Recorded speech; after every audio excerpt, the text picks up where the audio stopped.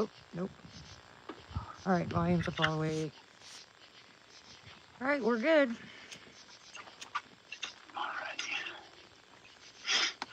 All right, what, oh my goodness. You would not believe what the sky looks like right now. I mean, absolutely looks like we're gonna get dumped on. Clouds are everywhere. They said, I mean, I watched the radar, it went right past us, you know, looked like it was going right past us. And looking up, I mean, it looks like it's gonna pour. It's freaky. Oh, I think, are you on your computer, Tony? I have both running. All right, I'm gonna try to, can you see my screen? I can see, yeah, I can see on your video. Yeah. Yeah. Okay, I just... pointing at the tree with the light and everything. Yep. Hey, Bill. Yeah, what I've done is zoomed in a little bit. I think it's easier for people to see. Roger that. Yeah, boy, give me this stupid... Hey, everybody needed the rain, but... I know. Man. Yeah. I mean, they said that we weren't going to get any rain for like 12 days, and then all of a sudden... I mean, they said there was a 1% chance of rain, and all of a sudden, you know, we're slammed with, well, we didn't get any rain, but Poto got smacked. Hey, Lurks a lot, how are you? Yeah. Crazy. Well, hello, everybody. How are you tonight? We have a special guest tonight. Yeah. Lurks, how are you feeling? Hey, sis.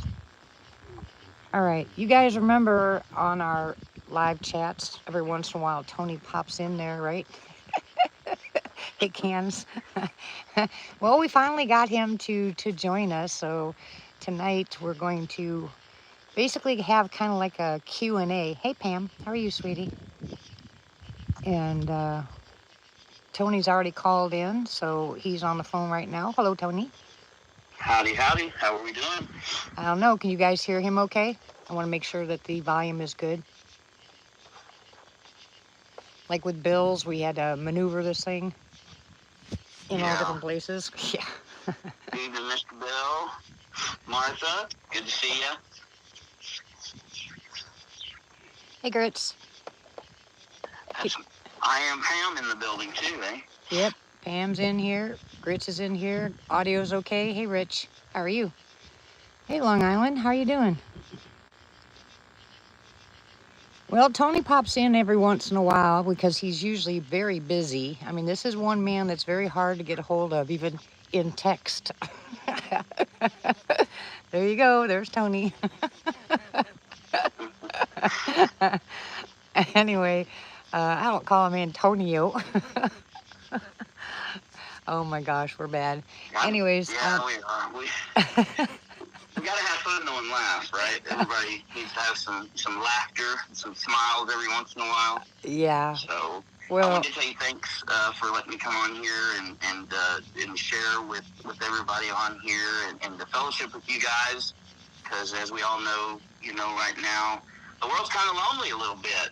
And what better way than to spend some time with folks that are like-minded, that are all about uplifting one another, and trying to get some info out and be, basically be the human battery for everybody. That's what we can all be. So it's an honor to come on your channel, Misty. I really do appreciate you having me on. Well, I appreciate it because I know you don't go on anybody else's channel. You don't do any lives, and so this is a first for Mr. Tony. If we could, hey Tim, if we can, what I'd like to do is no, Pam, don't tell him to share. I would like Tony to give you a brief bio on himself, and then we can go from there. There's a lot of things that he has done. He's got a lot of experience, multiple things, basically like-minded like the rest of us, like he said earlier. We have a lot in common. Tony and I have spent many hours on the phone and spending a lot of times giggling because we have a very, very similar lifestyle. We have a lot of things in common. So anyways, if you would, Tony, up to you. It can be lengthy, it can be very short, but give them a bio. Well, with me, it'll probably be long-winded because that seems to be something that I'm not short on is hot air. So kind of how it starts out is she's right. I don't go on many channels and I don't do, especially don't do lives. I do speak a lot of the times in front of people for work and things. And, as far as the cryptid world goes, I've been involved in that for more than 20 years. And it's something that is, from a young age to an old age. But kind of how I started out, I am an avid outdoorsman. I love being outside. I love everything in nature. And, I've traveled a lot, been around the world. And I mean that literally. I'm sure there's some folks in the audience that also have been around the world. I've worked as a private military security contractor since 2001 would have been when we all started.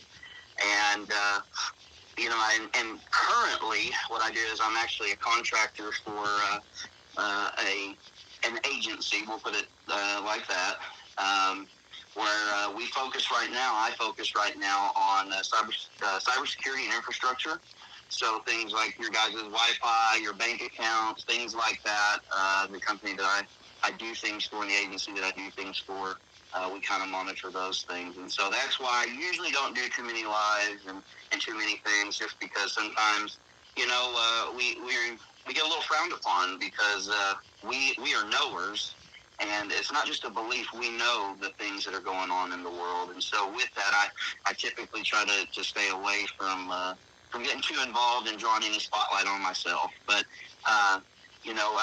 my wife would tell you, and so would my friends, if I'm not near the water or in the water, then, I might dry up.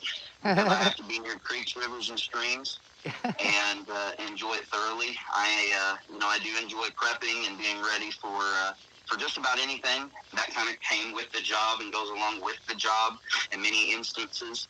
I've also, been in law enforcement for 14 years, and that ranges. If it's a 3-letter agency, odds are, I was pretty heavily involved with them and running different projects and operations. And that's kind of where that background goes. I love to fish. I love to hunt. I love to camp and be outside and enjoy everything all around us. And that's kind of where I start. I guess it's important kind of to go there, because for every story, there's a beginning, a middle, and eventually an end. So that's kind of my background. I'm glad there's not an end yet, but um, we won't talk about the end yet. But I know that a lot of our listeners, we have a lot of people that pop in here. As you can tell, we have more lurkers than we have conversationalists here. And a lot of times that happens because people will wait to see if we're going to talk about cryptids, or we're going to talk about medicine, or we're going to talk about, just life in general, just sit here and have a conversation.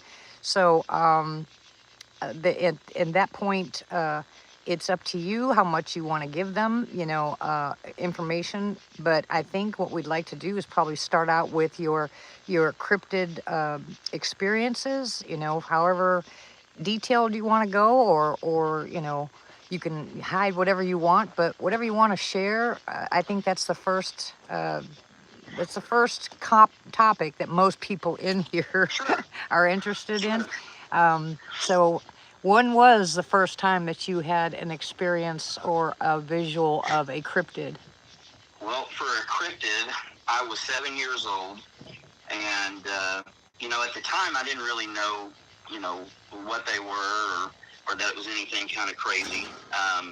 We lived out in a little town outside of a place called Mountain Home, Arkansas. We lived in an area called Pigeon Creek, which is a little tributary off of North Fork and lake over there, kind of toward the White River and things. And so when I say we were out in the woods, it was, really out in the woods. And as many know that aren't super, super duper young, back then you kind of spent your time outside. That's what you wanted to do. Your parents say, hey, go have fun. You went outside and did your deal until, mom or dad yelled and said, let's come in and eat. But that would have been my first sighting or experience, the unknown beings at the time. Now, I can't say whether or not, it was quote unquote a Sasquatch or Bigfoot, or if it was something else. I think that something that'll become evident perhaps as we go through this evening is that I don't believe there's just one thing out there. I believe there is probably a pretty vast, world of biology when it comes to the things that we may not know exist 100% yet, or at least science doesn't recognize it. But that's why, I enjoy coming on here, because everybody else that is on here, I have a feeling of either had experiences or wish to experience or kind of want to find out, the different things. But that would have been my first experience. Yeah, well, knowledge is crucial. And I know that what we get today is mostly false knowledge or little tidbits to get you interested. And by that time, there's a lot of lying going on. There's a lot of cover-ups going on. And for people that have already had encounters who feel like they're absolutely crazy, or they don't feel like they have a place to go to share those, that's what we're for. And I know that I'm not the only one. There's plenty of places that let people share their experiences. But here, what we do is if you tell me something in secret and send me 10,000 pictures, not one's ever going to be shown. And I'm not saying other people do that, but I don't require you to show pictures or prove anything. It's more of a conversation, because that's what we are. We're just normal human beings that have knowledge, and sometimes the word knowledge is frowned upon. I have a lot of people that have texted me or emailed me and said, if you don't have proof, then you're lying, and I don't really care. Everybody here that knows me knows that I don't really care. You can say whatever you want, but you can't unsee what you have seen, and you can't undo what has happened. And you're my conversations. Like I said, we have hit so many plateaus of things that were just off the charts that we hold on to, keep to ourselves, because most people just won't understand unless they've been there. So part of the reason that that I asked you, or you actually offered to come on here, which I'm very grateful for. But you have some stories that people would love to hear. There are some things that you have been through that a lot of us have not. And in that case, it probably validates some of their I guess questions in their mind to whether that was a possibility of what they saw, or what they were feeling at the time. Because not all the time do you just have to have a sighting. Sometimes, like you and I discussed last night, it's a feeling. You just know. Very true. And very true. And at that point, I've had some people that said, I just feel something's just off. I've been in the woods a lot of times. Something doesn't feel right. It feels off. Either it's ominous, or it's not so bad, but it's, like someone's watching you, or, all of a sudden you get this feeling like you better get out of here. Those are real. Those aren't, your fight and flight is very in tune, believe it or not. And a lot of people, when they go out there, they're just walking, they're just going for a hike in the woods, and all of a sudden, they get that feeling, and it either scares them and they turn around and take off. And now they want to know, so they'll go every place trying to find out somebody who's had the same experience.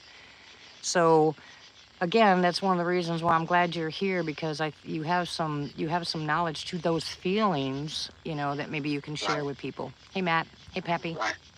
Kind of the thing we talked about, last night also was, almost everything I'm going to share is things that I've witnessed firsthand. This isn't going to be a story that was said, or I heard from such and such as cousins, brothers, uncles, friends, pal. Exactly. This is going to be something that I've been through, that I've witnessed, and because of my involvement with law enforcement throughout the years, people don't know where to turn. And, sometimes people will call in to law enforcement to report that, hey, we've got something weird out here. And, we saw it many times. If you've ever, worked for Game and Fish or been a park ranger, anything like that, you would be very surprised at the amount of people that are seeing things. But you may ask yourself, well, why don't we hear about it more? And that's because very quickly, people, they find out that, wait a minute, this isn't widely accepted, and that again is a reason why I finally said, okay, maybe if I can be brave, maybe if I can share some of the things that I've experienced, maybe that'll help somebody. Right. Maybe that'll make somebody go, well, you know what, I'm not crazy, and I'm not alone, and that there are other people that can help. And there are other people that understand what I'm going through. Because let's face it, it's not the same for everybody. Experiences can vary. They can, some people it's the most positive experience in the world. For some people, it's the most traumatic experience they've ever had. Right. And and mine's kind of a mixture of it all. Yeah. And and I could start with some of the most recent, and if you want, and kind of something funny is that, Dee and I actually had lived in the same areas, and so I have done some dot tracing, and there are others that have shared their stories on different channels that lived near in the area that Dee had lived and lives, and it's pretty incredible, the dots that you can connect and really look at things, and you have all the information. So I guess the first one on this long drawn out journey would probably start there. I had taken a job again working for one of our nice governmental agencies at the time, taking care of illicit things and basically trying to get things under control and waging war, if you would call it that, on trying to keep folks safe. And and so I had relocated to Oklahoma, and I was working within that agency, living there. And then, of course, I did some side stuff as well. We had some real estate properties, we were developing some subdivisions and things. And so, we would also do that. But you find out real quick in Oklahoma that you can't really do too much development or any kind of building or go very far before you're going to run into the rich heritage that Oklahoma has, and that includes the many Native American tribes that are there, and and some of the things they've suffered may come out as such. And so we had relocated there, and we didn't really live that far out in the country when we were in Oklahoma, but I would argue that probably every little town over there is kind of out in the country anyways. Right. And so, it was a new area. I had never lived in this particular area before. I had friends that had lived there. And, really, at that time in my life, because of the things that we were doing and the danger involved, it was, cryptids were probably the farthest thing, from my mind at that time, right. Just because we had other projects going on. But, I was quickly reminded that, just because, you may have slapped a house on the land or you may have developed, an area, doesn't mean that you were the first one there. And odds are you aren't. And, I would say that, it was kind of a pretty creepy experience that we had.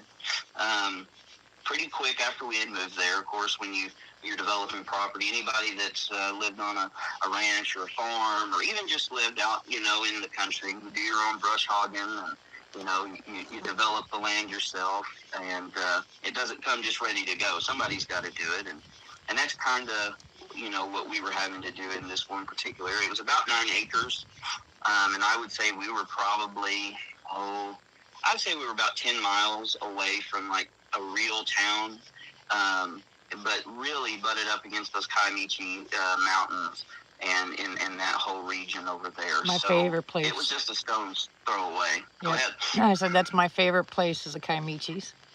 It is so beautiful. It's amazing the beauty that lay just right outside our own doors and our own windows. And, I hope people, with their kiddos, with all the electronics and everything, that, they take a minute to enjoy things like the Kiamichi Mountains or just their own landscape, whether that be the lake or a creek or a river, and just kind of breathe in, everything around them, because there's still beauty within all the craziness that's going on. And that's kind of what we were doing there. And, I wasn't looking for anything, but while we were starting to do brush hogging and things, I noticed some what most hunters would know as bed down spots and game trails.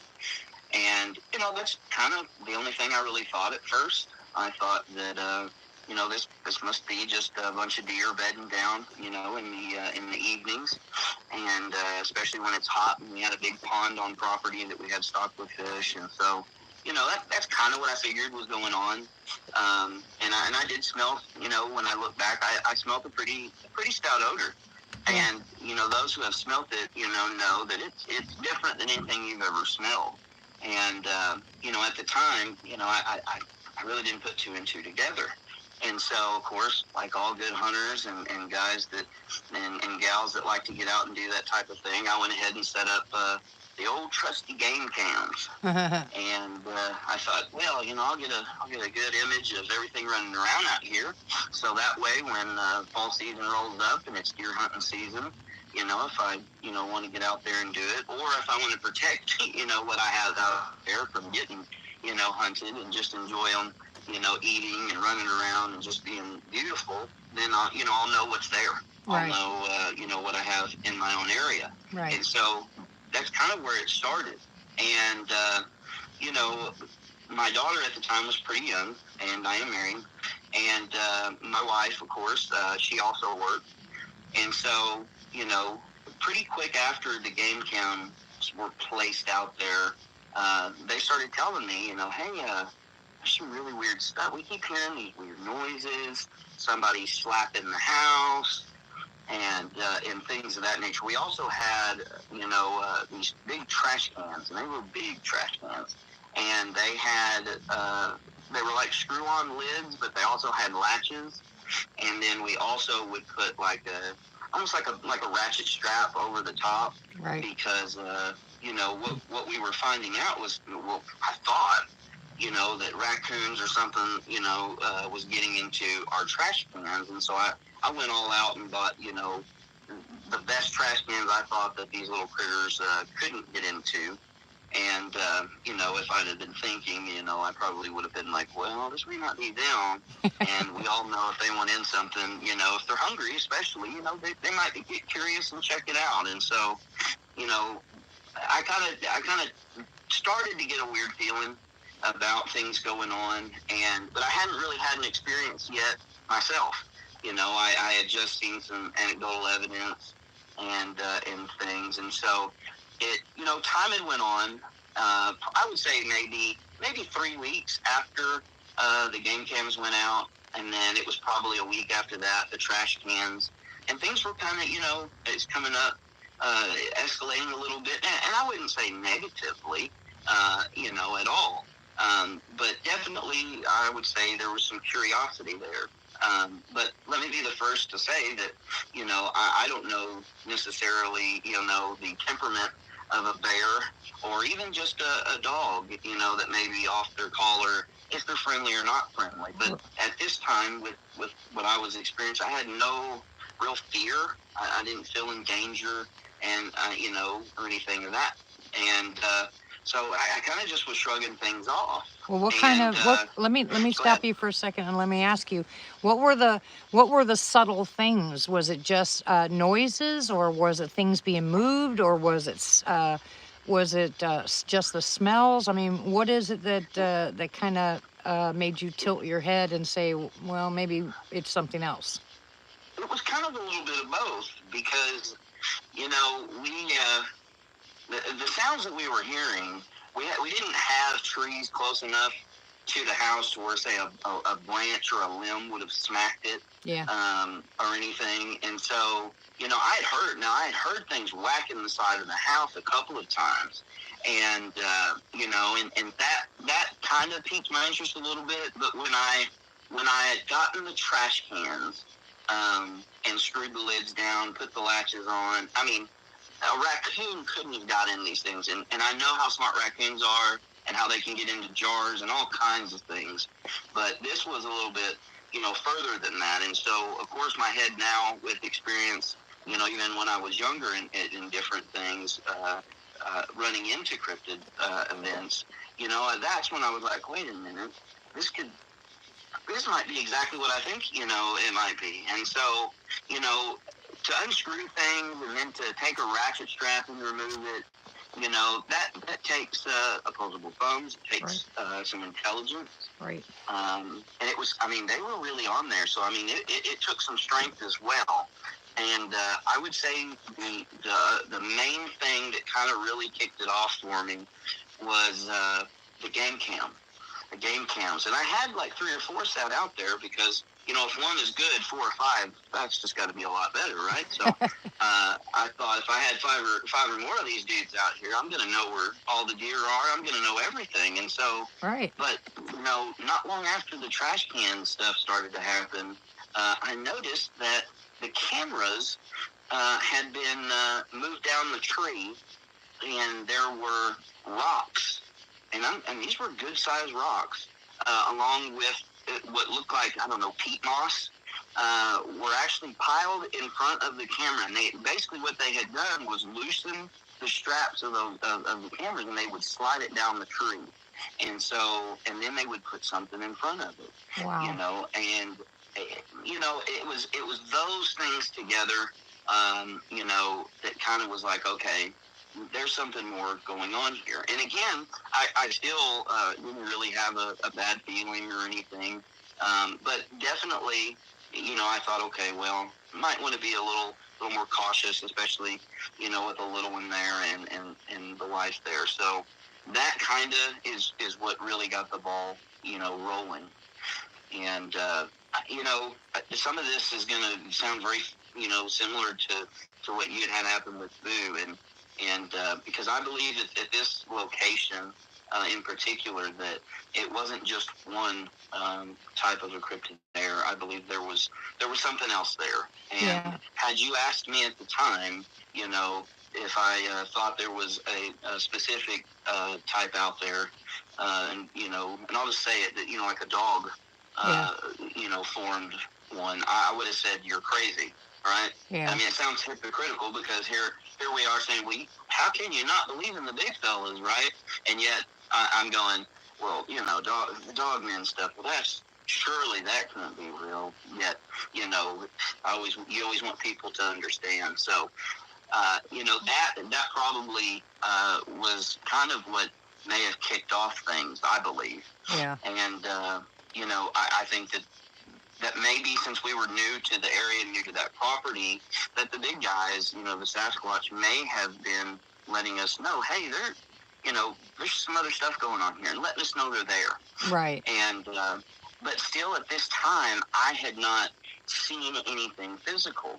And, but now my senses are firing, I'm in it's go mode. And as a guy who's been involved, with doing things overseas and abroad and at home, my answer to everything was, hey, it's a great opportunity to get, night vision and set up, with all kinds of gear, and because I want to know what's out there, I want to see it, and I want to find out. And so I started at that time, we started getting pretty powerful flashlights, infrared, so that, you could pick it up on camera and things. Couldn't see it with the naked eye, but, you could on camera. And so that kind of got us ready to go, and bought the bright, big spotlights that everybody gets to, to shine out in the woods when they're out there, looking, and when they hear things, or if your cows or your cattle and things are going nuts, you want that big flashlight, to see what's going on. And that kind of was, the premise of why I decided to go ahead and get that stuff out. And so it wasn't until a little bit after that, though, that things did escalate. And they escalated pretty quick. Dang. Well, I know, and I know you and I have been talking for quite a while now, and the similarities of the properties like you're talking about. When I was up there in Findlay, I know Boo was protecting us, and the same thing I believe happened when we were in Arkansas. I believe there was other things there also, but as you and I discussed last night, I believe that these guys are sort of guardians. That's my belief, is they're guardians. And I don't think they're guardians of people, but they will keep back some of the other cryptids, or try. And I've heard a lot of time a lot of times people will say that they know that they have both or multiple cryptids in one area. So being in a new area, putting up game cams, I mean, even if you weren't in the cryptid world, putting up game cams is a smart thing to do, because you want to know what's, in your surroundings. You want to know Right. everything that's around there. Excuse me, because people here in Oklahoma, and I'm talking about people that have been here for years or all their lives, will tell you, there's no bear here, there's no cougar here, that's a bunch of garbage.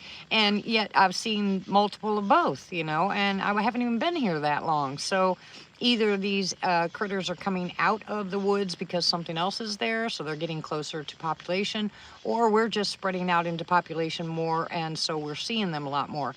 But either way you look at it, I would like to be knowledgeable of what's around me. I'd like to make sure that, that I'm aware of the game trails. That's why I go walking. I want to see what's on the game trails. I'm not a tracker, but I can clearly look at the ground and see, okay, that's deer track. This looks like a coyote.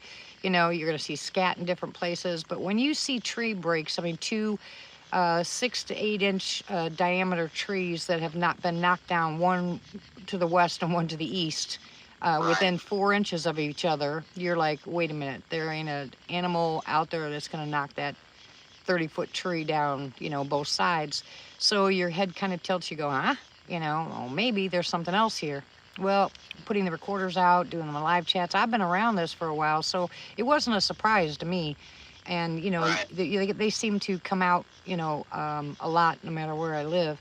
But like when you and I were talking, you moving to that area, you're getting weird sounds, you're getting weird smells, things are happening around your property, but you had already had knowledge. So by the time and it that kicks kind in, of was the deal. yeah, It had the job that I was at, the assignment that I was working on at the time had, if it hadn't have been so intense and, a little dangerous, I probably would have picked up on it, almost instantly, because the signs were there. right. How many times do we look back and go, well, duh, everything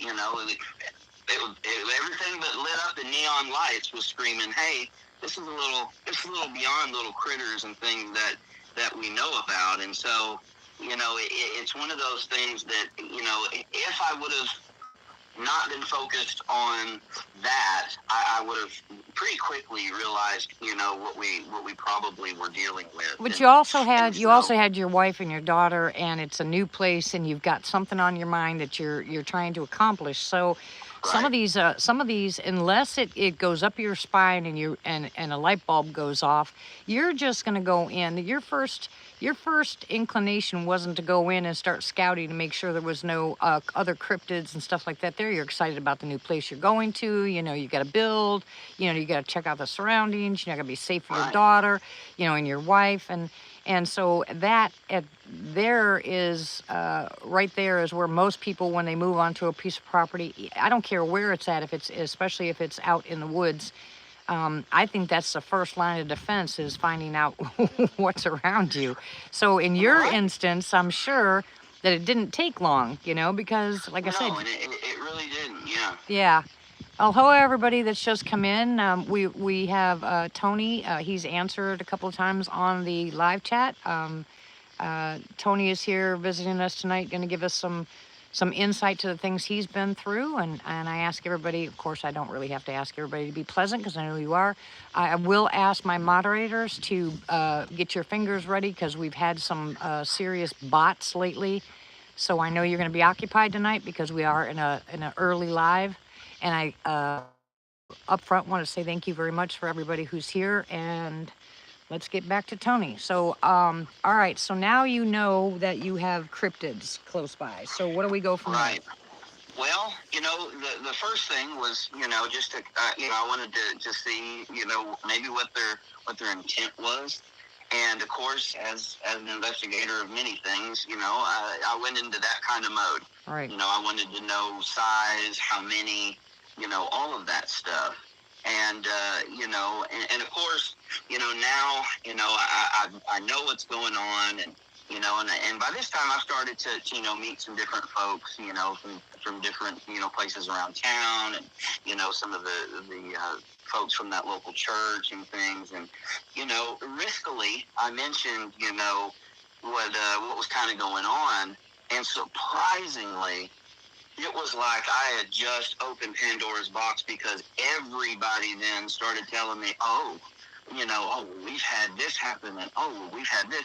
And I was getting feedback now, and I was getting intel now to let me know that, well, this is pretty common around here. They kind of used to this sort of thing. So I, you know, with that, I didn't feel so bad, you know, and I wasn't hearing too many negative stories or anything. There were some, but you know, but for the most part, some encouragement. And so, you know, now I wanted to know how many, how big, you know, that type of thing. And, you know, it's funny how nature and how the world kind of, regardless of what you want to do, it will find a way to shift you into what it wants you to do. I get what you're saying. And that's kind of, you know, where this one went. And, you know, I hadn't had a ton of activity. It kind of settled down a little bit for like a week. And my wife was outside, and we had a pretty large patio up front, and it was concrete and had lights and everything. But as everybody knows, when you're out in the woods, lights up by the house doesn't necessarily mean you can see a long ways into the tree line. Now, we had, you know, floodlights, and I had optics, and I had a big flashlight, but still, you know, she was just out there going to smoke a cigarette. So, you know, she was just out there, you know, just kind of looking around now. And I don't think at this point in time she 100% had jumped on the bandwagon, because she hadn't really had any experiences in her life yet. She had heard things and seen things from me, but she personally hadn't. And so it was that night. I had gotten home, you know, from work, and I was laying actually on the couch drinking a big old glass of sweet tea, because if you live in the South, you kind of have to drink sweet tea. And you know, it was hot. You know, that's one thing. I know everybody this year is sweating to death, because a lot of us are hitting triple digits and things. And I swear over there it just stays in triple digits. And it was so hot. If it wasn't scalding hot, it was raining monsoons and, you know, like a rainforest. And, you know, they actually say parts of Oklahoma are, you know, similar to the climate. And, yep. Yeah, the rainforest. Yep. And so, you know, I was sitting on drinking that sweet tea, you know, doing every country boy thing and relaxing. And my wife had just stepped outside to smoke a cigarette. And, you know, I wasn't even thinking anything, you know, and I hadn't really, you know, snapped out of work mode just yet. And luckily, and I thought I heard something. And it didn't sound, you know, normal, like somebody was, you know, knocking on the door or slapping the house or anything, but it was kind of a thud. Yeah. And I thought, well, what in the world was that? And so I kind of sat up, and, you know, and my daughter was sitting in front of me watching TV. And of course, you know, I carry a firearm, both, you know, officially and professionally, as well as, you know, I exercise my Second Amendment right as much as possible. You know, just to always be ready. Now, it wasn't to go out there and, you know, and do something. It was just, it was with me. Right. And so I heard the noise again, and I thought, well, something just hit the front door. And I thought, well, my wife's out there smoking a cigarette. What in the world? Why wouldn't she just? And so I got up, of course, and put on my shoes, and I grabbed, you know, a big flashlight that I had, the big spotlight, and I thought, what in the world? And I get out, and I'll kind of open the door a little bit, and, you know, because in Oklahoma, especially where it rains a lot, you got mosquitoes as big as cats over there. You might be able to, you don't have to worry about having cats to catch the mice, because the mosquitoes will carry off, you know, all the mice and small critters. They're humongous over there. And so I didn't want to, you know, I didn't want a bunch of, you know, mosquitoes. And so I just kind of cracked the door, and my wife said, you know, get out here. And I'm like, what? She's like, get out here. And I looked down, and I noticed that she had really thrown her, you know, we call them flip-flops. Some people might call them sandals, but she had thrown her flip-flop and hit the door with it, because she was frozen. And she didn't want to move. She didn't want to draw any attention to herself. And so she had thrown her flip-flop against the door to get my attention. And, you know, and finally I said, what is it? And she's like, you just gotta come out here. And I thought, oh, well, what is it? And she's like, just get out here. And so here I am, kind of like, still again in work mode, not really thinking. But as soon as I stepped out there, I could smell something. And people that have smelt it, you know what I'm talking about. I smelled the smell again. And so at that point in time, I knew exactly what might be going on. And so, again, now I'm in investigator mode. And, I wasn't terrified or scared. Now, she might have been. And, but, I definitely wanted to find out, what is this? And I wanted to look. I wanted to get a visual on this. And so right in front of, where you call our front yard, but really it was, it was acres from our porch to a, very, hard cut in dirt road. Yeah. And on the other side of that dirt road, though, and so it was a little ways, I'd say, 300 yards maybe. Yeah. And on the other side of that road was a barbed wire fence, and of course it had no trespass and all this stuff. And, something I forgot to mention, across the way actually was the Indian mounds that were there. And so this was Native American mounds there. And so, and so I've got the flashlight now. I'm shining it. My wife's, now kind of behind me. And, of course, now we're wanting to see it. And so we've got the light on, and we're starting to, kind of slowly walk towards it. And to my surprise, it wasn't scared. It didn't do anything aggressive. But if you've seen their eyes, I don't even know how to describe it to folks. But it seems like they put out their own light. It could have been reflective of the flashlight. I'm not 100% sure. I'm on the fence about which ones can maybe self-illuminate or have some kind of a night vision type of effect in their genetics. Right. But its eyes lit up, and it was, I would say, approximately, around that 10-foot mark. Mm-hmm. And there was a tree out there. I think it was I want to say it was like an apple tree that somebody had planted out there, and it was over by that apple tree, just kind of had one arm around it, and it was kind of in a, like not a squatted position, but it wasn't standing as tall as it could. It looked like it might have been trying to look small because it was like, oh shoot, I'm busted, and it was pretty good size. It was like an auburn red color, decently long hair, no hair on the face. I couldn't really make out, its brow line, and big features on its forehead or anything, but it definitely had no hair on its face. And, it really seemed okay. And as we got closer, in this particular time, it let us know it was there, and it wanted to make sure we knew it was there. And so it gave a little thunk on the ground with, I think it was its foot, and you could feel it. Yeah. And kind of gave off that, like a hoof, just a, and just kind of let you know that it was there. And so we stopped, and we just sat there for a minute. And, I thought, well, this is pretty amazing. It's not running. We're not running. This is pretty crazy. And we watched for a while until it slowly kind of backed up, and it went off into that pasture area there. And that was the end of that particular incident and encounter that we had over there so far. There were more. Well, what did your wife say at that point? Then this is her first sighting, right?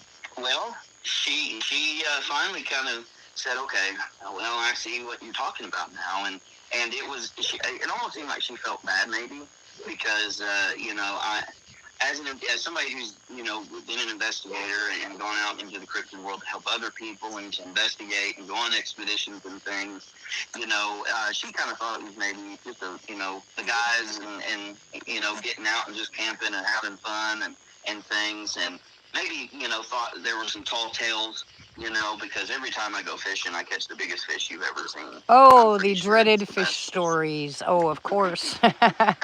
So after seeing it, I'm sure that there's no way that she, was she still frozen? Was she afraid? It was weird. She loosened up a bit and was amazed.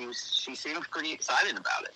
And rightfully so. I mean, it was for somebody to have their first experience with it. with one of these beings. I would say it's the best you can have almost, because there was no real aggression.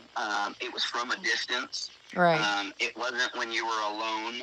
And I think once she kind of knew this thing wasn't out to get her, it wasn't the boogeyman that a lot of people paint them out to be, that things would be okay. And we were to find out later that these guys were probably, like I said, protectors, because what happened later definitely did shake her pretty bad.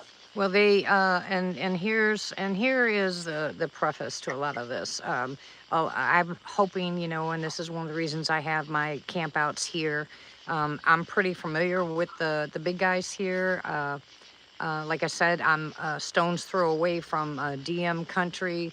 But when I bring people here, I'm hoping that that's what they get. They get a far enough sighting, but a sighting so if they haven't never had one before, it's not an aggressive one, because there are a lot of people, as you and I both well know, I don't care if they've been working out all their life and they're as big as the Hulk. Some people can just totally be annihilated mentally when seeing these things.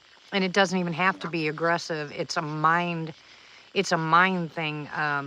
Because if you think that you're big enough to be able to handle anything that comes your way, and then all of a sudden you see something that would tear you limb from limb in 2 seconds, your whole paradigm changes. I mean, it gets to the point where everything you thought that you knew now is out the window, because now you have to get into the cryptid world, whether you want to or not. And I do know, and I have talked to plenty of people that they've seen it once, and they've never gone back in the woods. They don't want to talk about it. They're done. They're just absolutely done. They live in basically a mindset of fear of what the unknown is out there, instead of trying to face it and figure it out. Well, like you and I talked, I don't want to go out there and have a DM experience. I don't want to go out there and see anything else that possibly can be out there. I'm content with the information that I know about the big guys here, but there's always that chance. You have to understand that once you've seen them, it's almost like you're targeted, like you're marked.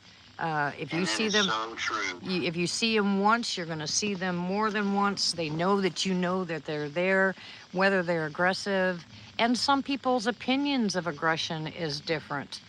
I mean, I did just talk to somebody recently that has, some activity on her property, and she thinks it's aggression because they're throwing pebbles, at her doghouse. But what they're trying to do is they want her dog to come out to play, but the dog's scared to death. And it has to be a juvenile. I doubt it's a big one, but they have not been aggressive. She really thinks that's aggression.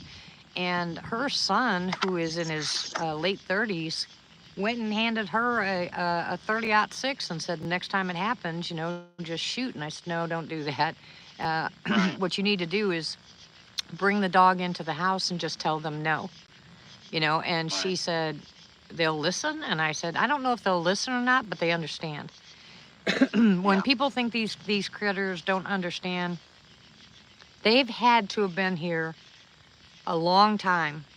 And the reason I'm saying that is because they can get into those woods. They can disappear in a newborn second. They can fly like the wind through terrain that we would struggle with, even if we were trained. So they've had to be here a long time, and they are so good out there in the woods. They're perfect out there. That is their home. That's their, they know everything. So to them, we're probably really stupid with some of the things we do. But I would not even second guess them understanding part of our English. I think they've been around long enough. And so what I've done is I've actually, and I think that's one of the things that changes for me when I'm out there, is I just talk to them like I'm talking to you, especially if there's a problem. I've come out and just yelled at them before, said flat out, no, stop doing that. You're not allowed to do that. No, if they throw something after, they're not mad, they're not happy, but that tells you something. If they respond to you yelling at them by throwing something, they understood exactly what you said. Right. Well, it's, if you think about it, anybody that is a pet owner, that has a dog or a cat, Right. and I'm not saying that their intelligence is, but they know when you're upset, they know when you're sad, and you don't have to tell them. Right. They know. Right. They know, and I think that, that's something that's probably built, into the genetic structure of things, is, you got to remember, most communication, 90% of it's nonverbal. And so, I think I don't think it's a far stretch at all to believe that, they probably do know how you're feeling and probably, get a good feeling about, how you're interpreting what they're doing even. And so, exactly. But, with kids, I mean, kids know if they're juvenile, sometimes you might, look at a kiddo and let them know they're in trouble, but they may not know good, they may not know well enough to leave well enough alone. You know what I mean? And so, if it was a juvenile, in that case, they may not know. But over time, just like a kiddo, over time and repetitive, good interactions, I think that, I think you can get your point across without having to, just go gung-ho at something. Yeah, and that's a key that I have said since day one. What I've learned through my years of experience now is the repetition is what they like. They love it when you have, when you're repetitive. If you do the same thing and they can count on you doing the same thing, then they will respond a lot easier. They don't like change. When you change something, you can get these guys pretty upset. And I've found out through some of the investigations that I've done that all it took was something very minute to set these guys off. I consider them, and if you've listened to any of my interviews that I've done, I said, and I could be completely wrong, but I've said that I believe even the adults don't get past a teenage mentality. And I think it's because if you watch them, they can get mad in a second, happy in a second. They change things. When they get irritated, they have temper tantrums just like children do, and their temperaments remind me of a teenager. And I've, I'm not sure, because like I said, other people say, I don't have one in my backyard that I'm studying. I have one in my backyard, but I'm not studying him or her. But they seem to do the same thing over and over again. And one thing that will unravel them is when I do something different. They really don't like it. If I move something that I've had there for a long time and I just move it a little bit over to one side or the other, they get really upset. So in that you guys moved into that neighborhood, and that Sasquatch was probably used to going over there and eating the apples when it wanted. Yeah. Right. Oh, yeah. And then all of a sudden you guys show up. He's probably like, huh. Right. What are you doing in my neck of the woods? And this is my apple tree. Right. And, and I probably, it would have been okay with as many times as it, as it wanted to come around, Right. But, kind of not long after that, we noticed some different vocalizations that throughout, kind of what I knew at that time anyways, that I'd never heard the big guys make. And It didn't match anything that I'd ever heard in nature. Oh, yeah, here we go. I mean, even all the way out into, lions, tigers, and bears, oh my. I mean, it didn't sound, there was other hoots and hollers going on that it didn't make sense. Yeah. And so, this probably was, I would say it was probably late summer going into, getting into the fall months. So we weren't too far away from the fall months, when we started having everything occur. And, if that had been where it ended, I'd have been ecstatic and probably would have had no problems at all. But it wasn't, unfortunately. And, that's where this encounter story takes a little bit of a turn, and it was a big eye-opener to me. I think it definitely was an eye-opener to my wife, and it really changed how I viewed a lot of things out in the woods, and really started, not to discount or to discredit or to think, that there's only certain things that are out there. Right. Right. basically what had happened, we'd had a couple of different times that had occurred. We'd left out, different, we stopped putting the trash can lids on tight and in different things. And, it seemed to be everything was going good. We weren't doing it on purpose, but, we weren't making a big fuss that something was getting into scraps and things. And so, it was going into, I'd say late September 1st. Maybe, yeah, I'd say probably late September, going into the fall months, and a similar thing had kind of happened. And I was sitting, I just got home from work. I was taking off, the duty belt and everything, putting everything up, and starting to get into home mode, time to relax and recuperate. And again, my wife had kind of, it told me, hey, come out here, and I thought, oh, well, our big visitors are back. And I thought, well, let's see what happens here, and I was excited. I'm not going to lie. And I wasn't going to push it, though. At no point in time did I think, okay, I'm going to rush up to these guys and just interact. I was very cautious. I wanted to give them their space. Smart. And,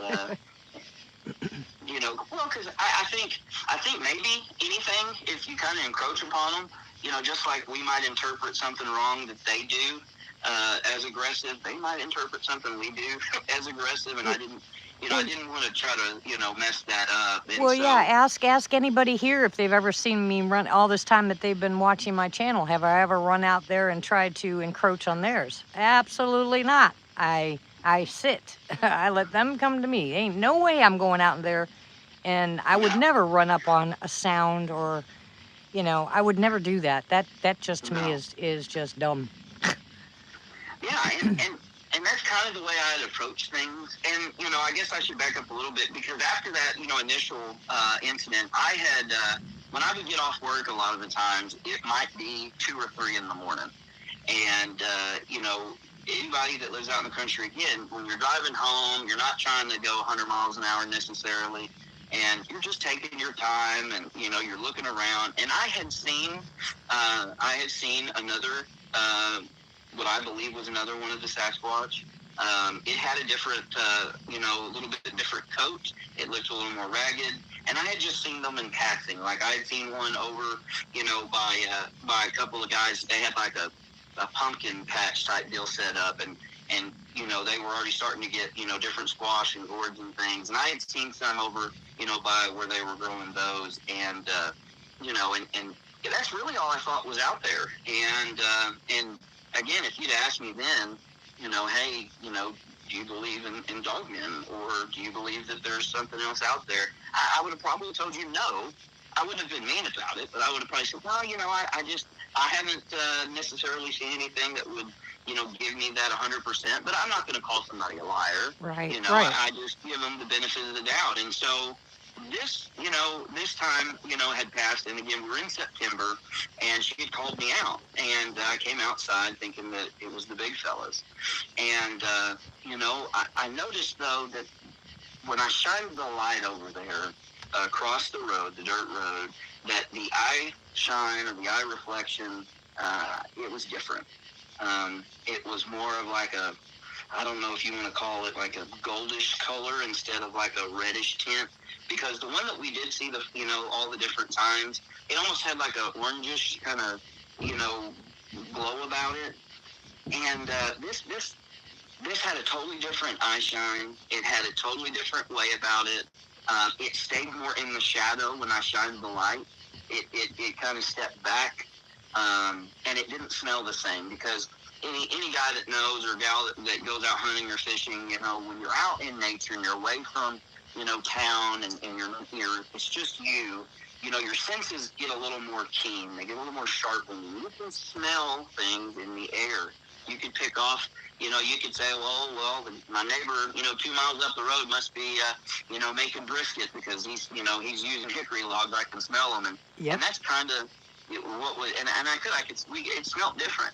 Sweet. And, you know, and of course, something told me, you know, don't walk up there like you normally would kind of, you know, don't even try to get close. And I thought, okay, well, my gut's telling me not to, and so I'm not going to.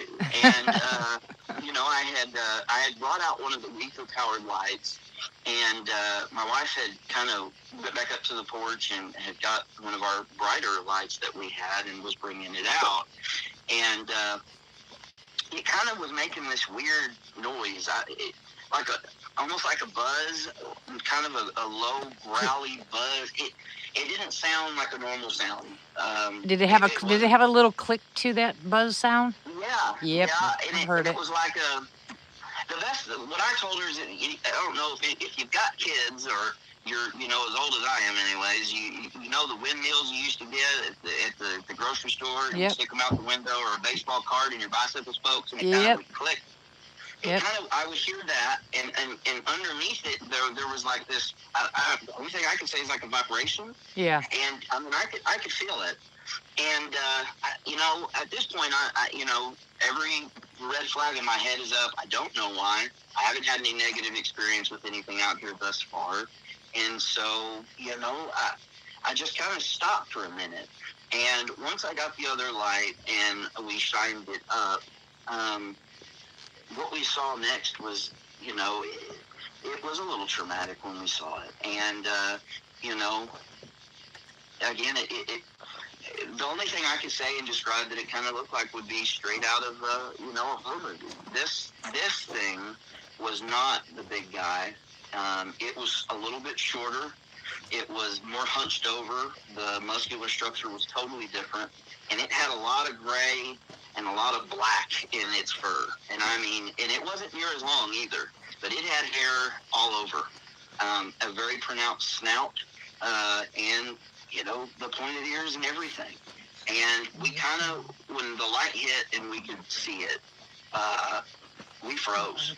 And again, my hand, you know, it started reaching. I was ready to go. And about that time, it did take a step out, and it actually started to walk towards us from the other side of the road onto the dirt road. And this was on a Sunday. I remember it very vividly as heck. And, you know, it was pretty terrifying.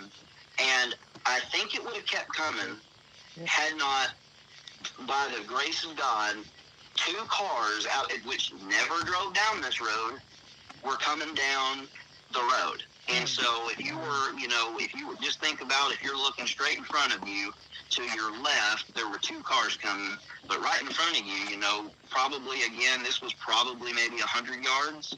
There was the middle of the road, and it took a big old step right into the middle of the road. Now, when it did this, the cars were continuing to come, and I guess maybe it didn't see the lights at first, or it was already halfway committed, so there's no going back at first. It kind of stopped, and the car, you know, all of a sudden flipped on its high beams, and, you know, my wife and I and 2 cars were staring at, you know, what all I can say would look like a werewolf or a dog man. DM. And, yeah. We don't. I really believe that saying their names conjures them, you know, spiritually. So I call them a DM. I would love for everybody to come up with a new name for these things, because I don't understand how they can even consider a man part of any of that. We can still use DM and call them dirty monsters. There's a good idea. Let's call them dirty monsters. Because let me tell you something. Those, you know, I can understand the Sasquatch because I've seen a few of them that look so human, it's unreal. And then I've seen some of them where their face was so distorted that they look like a monster, which I can understand why people would be totally afraid. But herein, I don't know, like I said, spiritually, that just like we were talking about that other creature, which I won't mention, you know, that's over there by New Mexico. But I have a hard time with those because when you and I discussed this last night, there's a lot of stuff out there that all you got to do is start praying, and for some reason, they don't want nothing to do with it. They are, you know, they're gone. You know, they just do not like the name of Jesus, but yet I have said that name out here to my guys, you know, even Peanut, and gotten a response. So Anything else, I just rebuke, they got to know the name. There's got to be a reason that they know that name. Absolutely. No, I so agree 100%. well, This will get even funnier that you said that, the reason why I say that is because once the lights hit the DM, the Dirty Monster, and the high beams came on, they kind of stopped, and it took a step back, and it took off. And when I say take off, I mean it took off, and it was faster than anything I've ever seen run. Oh my gosh. And a lot of times when you're in the country, folks kind of keep to themselves. They don't really talk too much to strangers. Right. Right. If it's somebody in the town, they're going to talk your ear off. But luckily, the person that was the lead car that was driving up, happened to be a pastor and his wife. Really? And we all they pulled into our little drive that we had that was like a little gravel driveway, and pulled up, and he kind of looked at me with the craziest look. He looked like he'd seen a ghost. Yeah. He was shaking, and he said, did you see that? And I said, oh yeah, I saw it all right. And the car behind him happened to be his son and his wife, and they saw it as well. And we were, they got out, we were talking about it, and they were asking a lot of questions, and I told them what I knew. And it wasn't maybe 5 minutes into that, we were talking, and everybody saying, we're not crazy, we all saw what we saw, that it let out the craziest howl, scream you have ever heard, ever. It was straight out of a horror movie. Yeah. And we all just kind of looked at each other, and and I said, well, just make sure that you guys get home safe, and make sure your horses are locked up and everybody's good. And because at this point, I'm wanting to go, I wanted to figure things out. Right. And I'm also, again, kind of in shock. Yeah. And so with what my job was, I was, very involved with different forms of the law enforcement community. I went ahead and called a couple of buddies of mine at the sheriff's department, and I said, you're never going to believe this, but, and I told him, I'd seen a DM, and I said, I know it sounds crazy, but he said, no, what would have sounded crazy had been if you had called and said that you thought somebody was breaking into your house, because all throughout that town that was beside us, mm-hmm. in town, there had been people calling in that entire night that a bear on its two hind legs were ripping through. They'd killed some chickens. They had killed a calf. And, my buddy that worked for the sheriff at the time, he said, we'll be right there. Game and Fish are with us. If you want to load up, we're going to go out to some of these houses, take pictures, look for signs, and go from there. And so, a really quick, I'm not going crazy, happened really, fast. And, some people say, well, how do you know it wasn't something in a mask or somebody wearing a suit? I'm telling you, there is no way it could have been a suit. It couldn't have been a mask. I've seen guys in ghillie suits, almost half a mile or more away, and could tell what they were. And this was no suit. You could see the muscles. You could see the power in its legs. And it was terrifying. Yeah. And we did go to houses though that night. We worked until, I guess it was about 7 a.m., 8 a.m., taking pictures and filling out reports and different things throughout that small community over there. Well, that's terrifying, and I know that's happened in many communities, and it seems to be on the upswing lately. And the only thing that I can possibly, when I listen to some of these stories that people tell me about them, the only thing I can say is there is not a snowball's chance, and where, that you're going to come up with a suit that matches. They can't. The only thing that I can say is there's one gentleman, Vic Cundiff, that I talked to, who has his own show, DM Encounters, and he told me about a gentleman that actually had gotten a pretty good facial shot but wasn't willing to share it. And he said that there was a movie years ago about I don't know, a werewolf, I guess, and he said it was a spitting image. Now, if someone could take that and copy that, he said, with the exception of the height, the Yeah. musculature, and the way the legs walked, the way the legs were, he said it would be the face would be identical.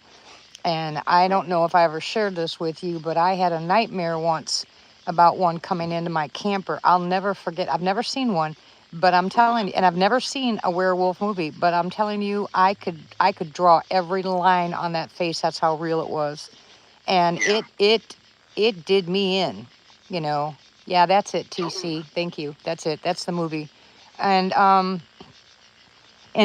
it scared me half to death because I've never seen anything like that in my life, and I didn't see it. It was actually a nightmare. But I'm telling you, I could draw it. That's how well I remember every single line, drip of blood, the eyeballs, everything. It was as if this thing had come to me in my dreams. And boy, I'll tell you, I went on a rampage praying. And all this thing wanted was, its finger repaired. But oh my gosh, I could not imagine. I don't ever want. I hope and pray I never see one. And then when I found out I lived that close to their territory, it in a way scared me because we get a lot of fires. Well, what happens when you have fires? Well, things come out of the woods. They run Oh away yeah. from the fire. Yeah. Yeah, and guess where the two fires were? All around, right? Yep, they were in Cloudy, and that's north of me. It was in Cloudy, and they had a 600-acre fire, and I figured that was probably one of the reasons why, including my ducks and chickens, were hiding in their coops, and they will not. And I will tell you this right now, and this is something that my son brought up. Not one of my chickens or ducks will go into the wood line. They used to go into the woods, and the chickens would dust themselves and the ducks would just, walk around.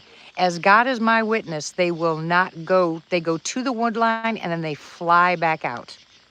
Yeah. They will Well, not. they know. They must know. There's something out there that they don't like, but they will not. And Tank doesn't go running off into the wood line anymore. He stands, his tail is straight down, and he's just sniffing the air, and he's looking all the way around, and he just keeps doing it, and then he puts his head down, puts his tail between his legs, and goes into the house. So I've been doing a lot of praying here, and I'm just hoping and praying that that the big guys here keep us protected. I keep asking them to do that, but I'd be terrified if I don't know how you do it. I don't know how you sleep, without nightmares. Well,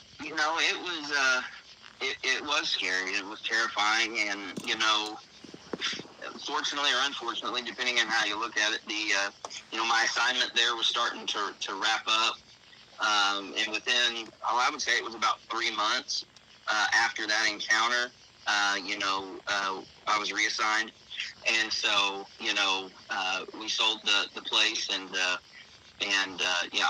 we had to get out of there. We didn't leave because of that, but I think we would have left anyways, because from that day on, we were no longer just carrying around 9mm and things like that. It was 10mm or 44 mags, or a lot bigger cartridges to take things down, and 308s, and I mean, I had every gun you could think of ready to go, because it scared me, because no longer do you feel like the top of the food chain. Exactly. Now every thought you've ever thought about things when you were a kid, or and the things that go bump in the night, those things enter your mind, and you realize that, wow, there's an apex predator out here that's not only stronger than I am, but is faster. It can see better than I can. It can smell better than I can. It knows where I'm at, and I don't know where it's at. Right. Because the woods, I felt like the woods was its playground at that time, and I was intruding on it. Yeah. And, but I do believe that we would have had more encounters, probably, if it hadn't been for the big fellas. Yeah. Because right before we had that encounter with the DM, it was almost like they didn't want us to go across that road. They always would kind of stay right there. And, and you know, who knows, when they were slapping the house, you know, or tapping on things, maybe it was telling my wife, hey, don't come out here right now. You know, Yeah. wait till this thing is gone. Don't come out here right now. Yeah, and I'm kind of wondering because I have heard people say that they can cohabitate. You know, that there are some out there that, I mean, literally, I've had people say, you know, don't say they're demonic. Don't say that, you know, this is this and this is that, because you don't know, because we have both the DM and the big guys on our property and they coexist. Well, I can't imagine. You know, I mean, I can't imagine with everything I've been through in my life, and you also, and the horror stories that we have told each other, how our lives have been. We've been through enough stuff that certain things might or could have or should have terrorized us, but nothing terrorizes me more than the idea of something out there that with one swipe, not, you know, my fear of grizzly bears, but this thing. Well, I would have much rather. I've hunted grizzly bears. That's my point. In Alaska, and I would have much rather been up against that because I would have at least known something about it. Because man, this thing was. That's my point. It was, that's my That's like see, that's my point. You know, if you know what you're up against, it's one thing. But if you have no clue what it is, not only is your brain disengaged at that time, but fight or flight don't matter anymore. This is out of this world. This is something that should never exist, and it's a whole different ball game. I don't understand. I really don't understand the people's interest in them. You know what I'm saying? Except for knowledge. I don't either. Except for knowledge. You know, the legends aren't too friendly about those. Nope. You know, you don't really hear too many good things from, you know, the First Nation people, or, you know, even overseas in places in the Middle East and things, there are legends about these guys, and I don't ever hear anything positive about them. You know, the big guys, I've heard all kinds of stuff, you know, but these things, you know, I haven't. But again, if you'd asked me, you know, to say, hey, do you truly believe that there are these DMs out there? I mean, don't you?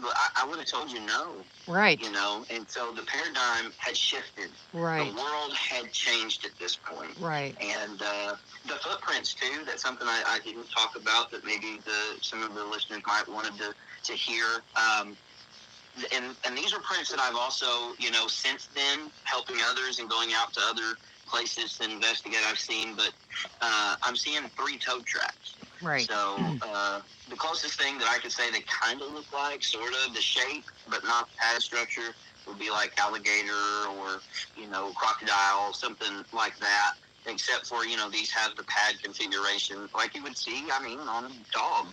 And, you know, they're large. Yeah. They're really large. Well, we have 3-toed big guys out here. And I have found prints of that. And then my neighbor there in Finley, when we were up there with Boo, my neighbor had showed me pictures of the one that was in his garden, and the footprints on that were 3 toes. Now, it didn't look anything like a dog. It didn't look anything canine. It was definitely a Sasquatch. It had a human foot, but 3 toes. And then I was kind of concerned about that because Duke had told me a 3-toe is a gugway or a mountain giant, you know. I mean, and so I was a little on the concerned side of that. And of course, you guys are all aware of what happened, you know, before we left that property. But either way, if you see a print, I mean, there was a print flying around the internet here just this past week, and people were asking if somebody knew what it was, and it looked like a great big huge alligator, is what the print looked like. What they look like, yeah. But it was longer, you know, but it looked like an alligator. Now I was in Florida, I've seen alligator prints, you know, and I could not describe it was fine seeing the picture and me trying to figure out. I said, well, that kind of looks like an alligator, because this was taken in Louisiana, I believe, and this guy shows the video of the prints. There's like 3 or 4 prints there, and you guys can check it out. You know, it's been running around, you know, on the suggested on your YouTube channel. It gives you the suggestions to watch. Well, it's been popping up a lot. And I looked at it, and it was the beginning of the video. He shows the prints, and what annihilated me completely is he walked up to one and put his hand next to it, and I went, oh my gosh. His hand just got lost in that print. Yeah, they're large, and see, I think sometimes people don't realize how big, you know, the prints of these creatures are. These beings are. They're huge. You may think you do, and you kind of have an idea, you know. But if anybody's ever been out some of the places in Arizona where they've got some of the you know, dinosaur footprints that have, you know, been fossilized into some of those areas, I mean, that's literally how it is. You can put your foot, and it doesn't even look like, you know, it doesn't look like a print. You know, it looks like a crater in the ground. You know, they're large, and you know, I think that's, you know, when you start to see the scale, I think that's the other, you know, part where you things start to make sense and things start to get more real. Right. You know, and you know, you may think you're brave and you may think you know what you're going to do, but until, you know, you're in that type of a situation, you don't really know. You know, it's not like being, you know, in the military or in law enforcement or anything where you can, you know, train, you know, where you've gotten to train yourself. You've got, you know, muscle memory, you know, Right. where things just kind of happen on its own, because, I mean, you don't really train to go up against a DM or how are you going to respond to a DM. At this point in time, all the things that you thought, you know, were real and that kind of mattered, all of a sudden, that's a jumbled mess of possibilities, and now your worst fears could come true, and Yeah. those things kind of start to invade your mind a little bit. Yeah, and exactly. It's And important to, you know, be ready. in with your your in your mental situation, and a lot of other people's that are in the military, you're trained to be stealth. You're trained to be not seen when you're out there. You know, I know you guys do maneuvers where you're hidden, and you know, and you're supposed to be hidden from the enemy, and you know, and your peers come around, they try to find you, you know, and that kind of stuff. I mean, I've watched that happen in Chaffee for, you know, years. But here's the deal: you could be the most hidden person and not move a muscle, and that thing will walk right up next to you and know exactly, because their sense of smell and their eyesight is got to be like 100 times greater than ours. I mean, for them to pick up a scent, you know, bears can smell what, 30 miles away or something like that. I don't know how long they can smell, but I would just snowball in there. But anyway, I don't know how far away they can smell. They just scare me, so I'll give it 30 miles. It depends. But anyway, It really depends. We, you know, you couldn't we hide see from them. it. Go ahead. You couldn't hide from it. No, and you know, and that's, I think they know what room you're in, you know, and they can hear too, because this thing's ears, it would cock its ear. I don't know if you've ever seen a, you know, like your pets, you know, I hate calling them pets because ours are like family members. So, Yeah. but you know how they kind of cup their ears almost like a listening dish, right? They kind of turn it toward what sound they're honing in on.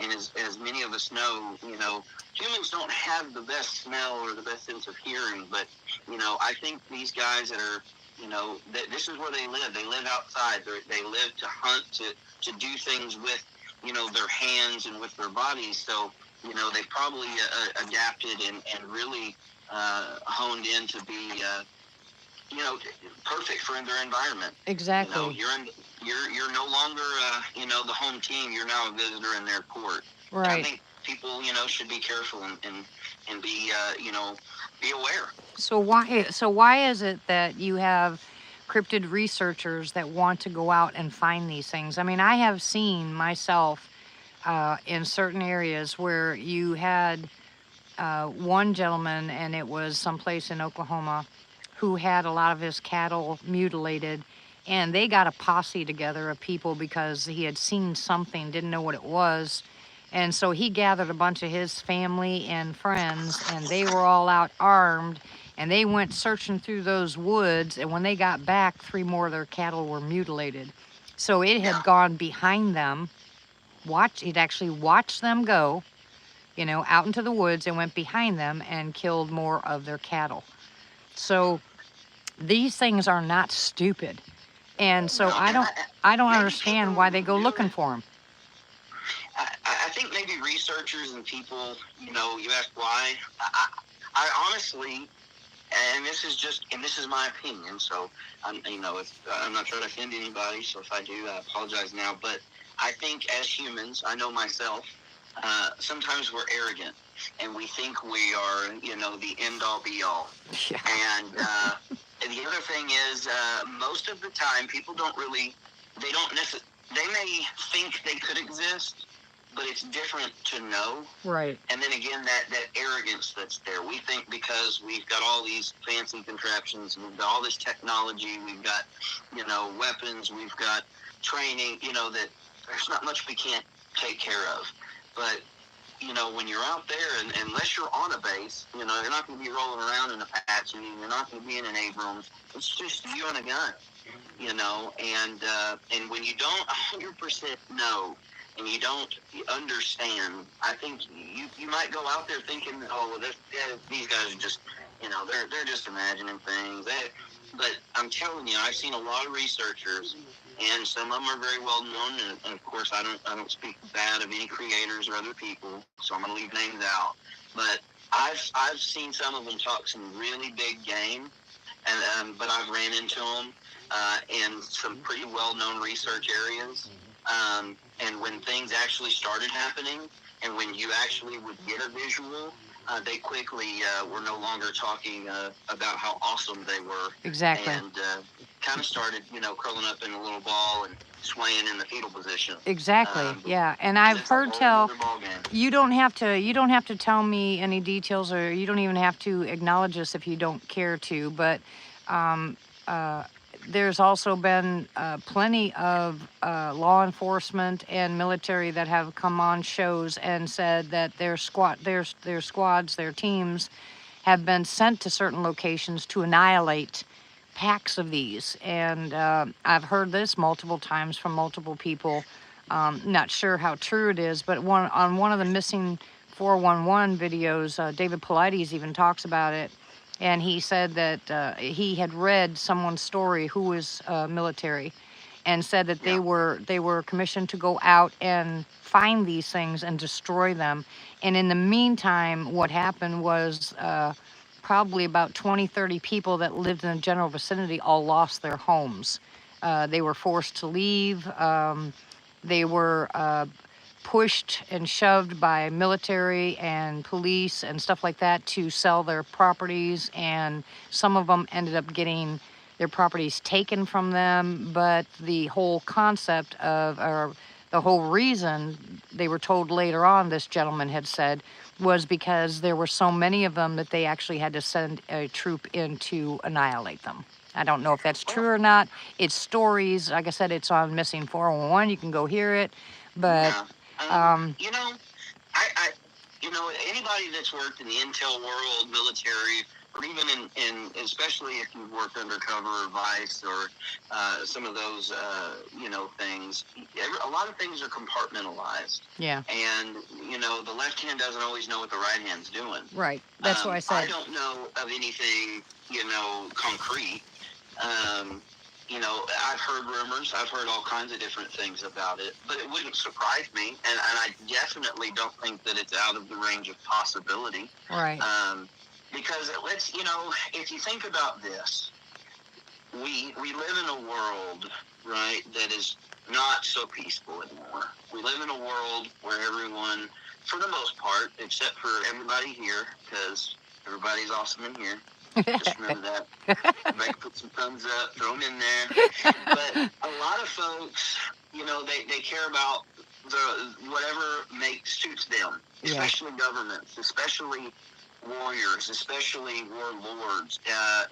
We become sick with power. Yeah. And what a weapon it would be to be able, and again, men and man in general, human beings, we are such arrogant things sometimes. Yeah. And I wouldn't put it past someone saying, you know, well, if we can train one of these things, what if we could get it to do what we want? Or you know, we could even go way out there and say that, you know, with all the research and technology into genetics, who's to say they might not try to do certain things like that? So I wouldn't put it past our government or the governments of others to want these things. Right, I wouldn't either. You know, the other thing is, camping in the outdoor world, especially in big old national parks, it is a multi-billion-dollar industry. Right. And again, in the world we live in, instead of people mattering the most, it's all about that money. Yeah. And what's 5 or 6 lives? Every few months to billions and billions of dollars to a lot of these corporations. And so it would be in their own, best interest as far as their business model to kind of sweep things under the rug. Yeah, and they have. Don't let people be scared, because then they won't come out. They won't go to, all these outdoor stores and buy all the fancy, tough guy, tactical Dan, fun stuff where you get to go out and play G.I. Joe in the woods for a couple of weeks with your family, right? Right, exactly. So, I mean, I understand that. Yeah, to a T. I think it's very possible. Yeah, to a T. I think you're right. And they're the one that's hitting the headlines the most now is Grand Teton, and Grand Teton seems to be having a lot more 411s.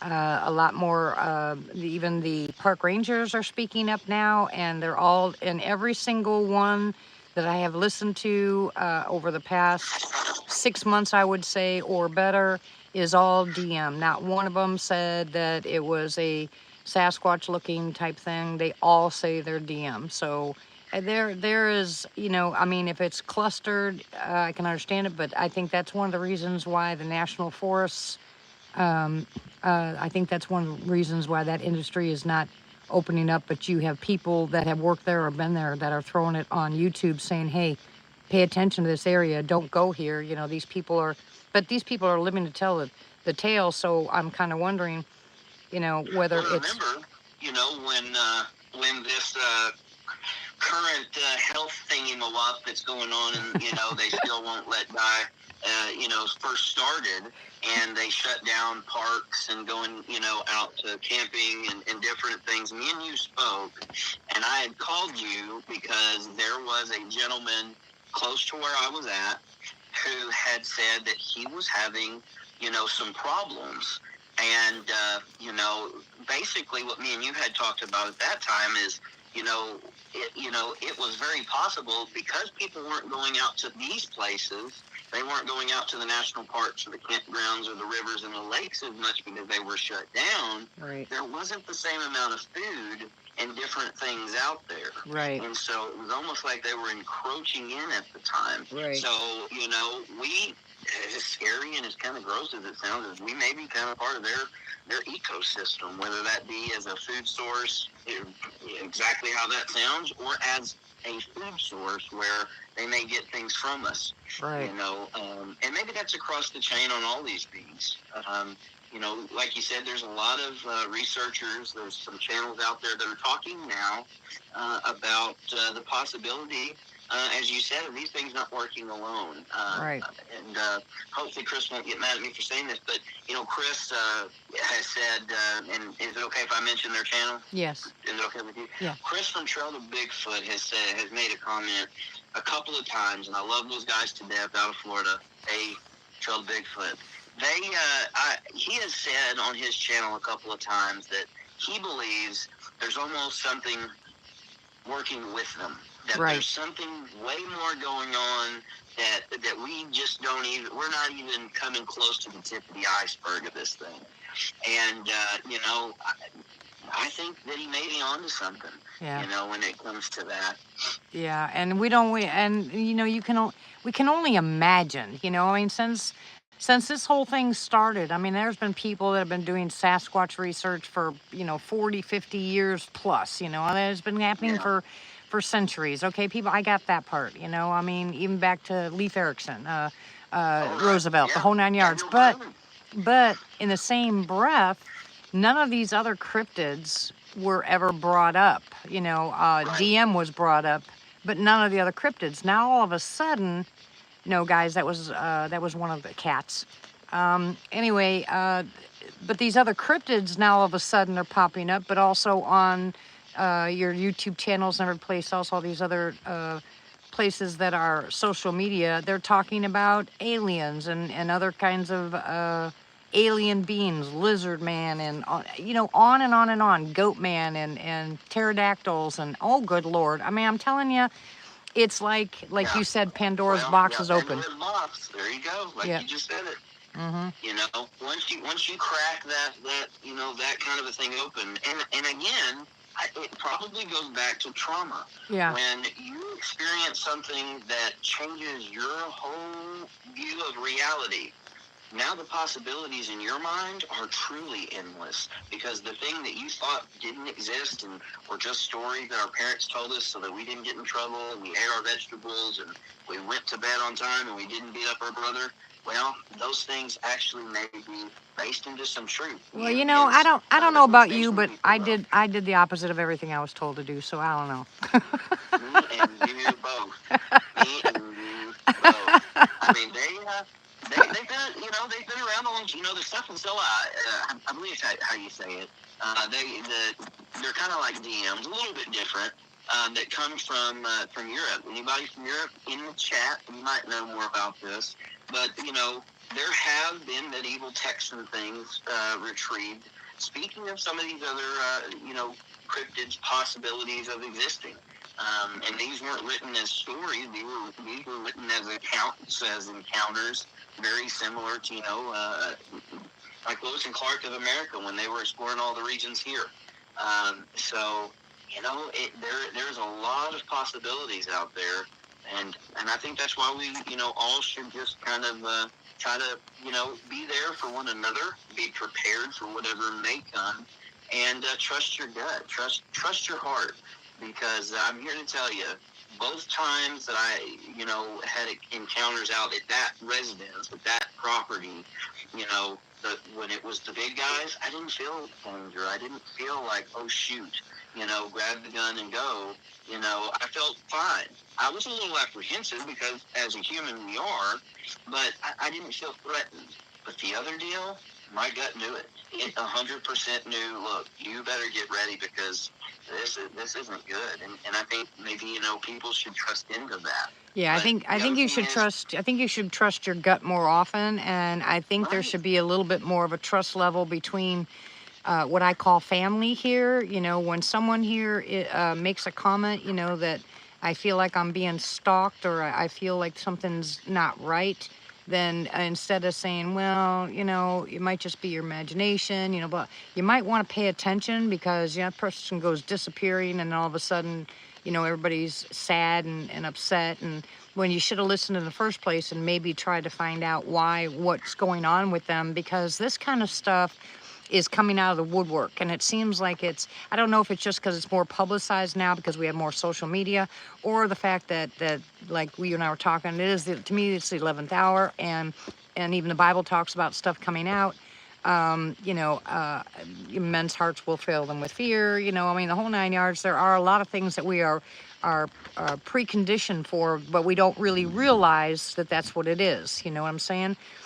We don't think that back then, I mean, even 50 years ago, people didn't think, no, I take that back, I'd say 100 years ago, people never thought to publicize, or you didn't see them publicizing all the cryptids that they're publicizing now, even in local newspapers, you know.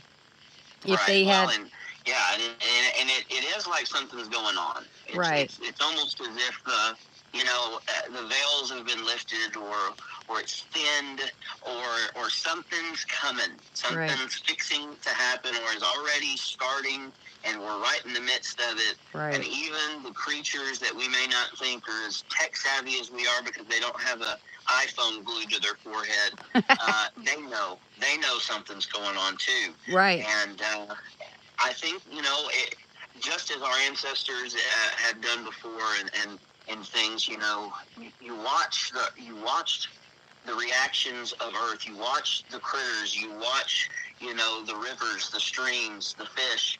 You know, you better pay attention, because when things start to change, when you notice something is no longer, you know, following a pattern and it's shifted into another pattern, there's probably a reason for it, and definitely should probably, you know, pay attention. Yeah, birds too. Birds are changing their flight patterns. You know, that's something else that was brought up on social media.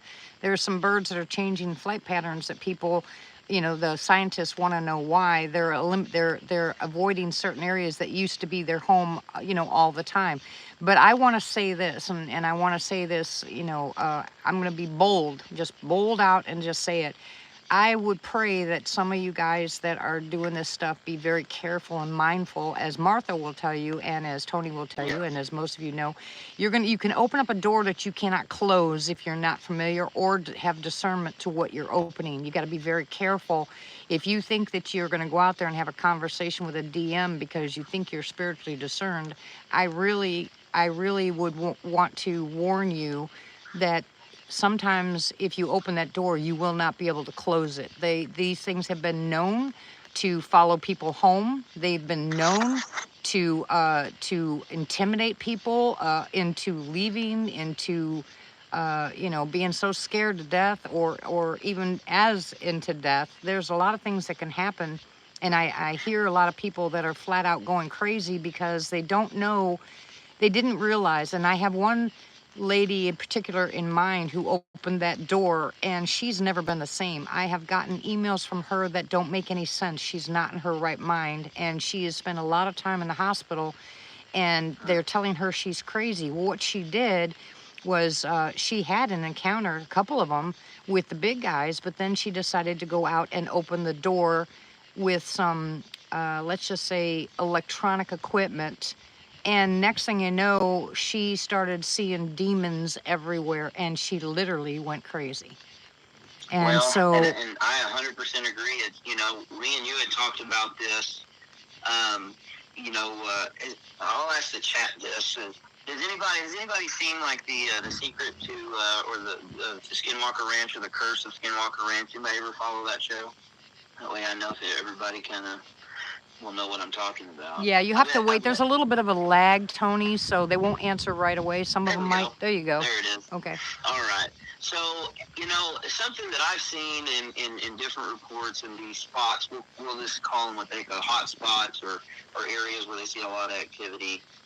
Something that's spoken about pretty well. There's a book that's and I don't like saying this word, and I'm gonna pray for protection just to say this, but there's a book that's out by I think it's Colum Keller, I think is his name, called Skinwalkers in Washington. And on that ranch, basically, in these areas of activities, every single area reports of a phenomenon they call the hitchhiker effect. And, this was studied from, we're talking the DOD, multi-million-dollar corporations, and it's something that was very well founded in evidence of this effect. And basically, it's just like Misty said, you may open that door, but you may not know what you're opening the door to. Because, I've experienced it myself. We talked about it not long ago. Because of the work that I do and because of trying to help other people, out, I've experienced it. We, not too long ago, literally, I got a weird feeling one night and looked around, couldn't see anything. And my daughter and my wife, we had all kind of fell asleep in the living room watching a movie together. And, I kind of looked around and I didn't notice anything. And, went over and checked. For whatever reason, I went ahead and prayed and rebuked, because my motto is rebuke first, ask questions later. Yep. And so that's what I did. And then the following morning, I checked the camera, and I literally watched a blanket levitate off of my daughter. It was picked up off of her. There was no, and at first I thought, oh, it's a foot, it's the little dog, until the blanket's so far up in the air that you can see that there is nothing holding it up.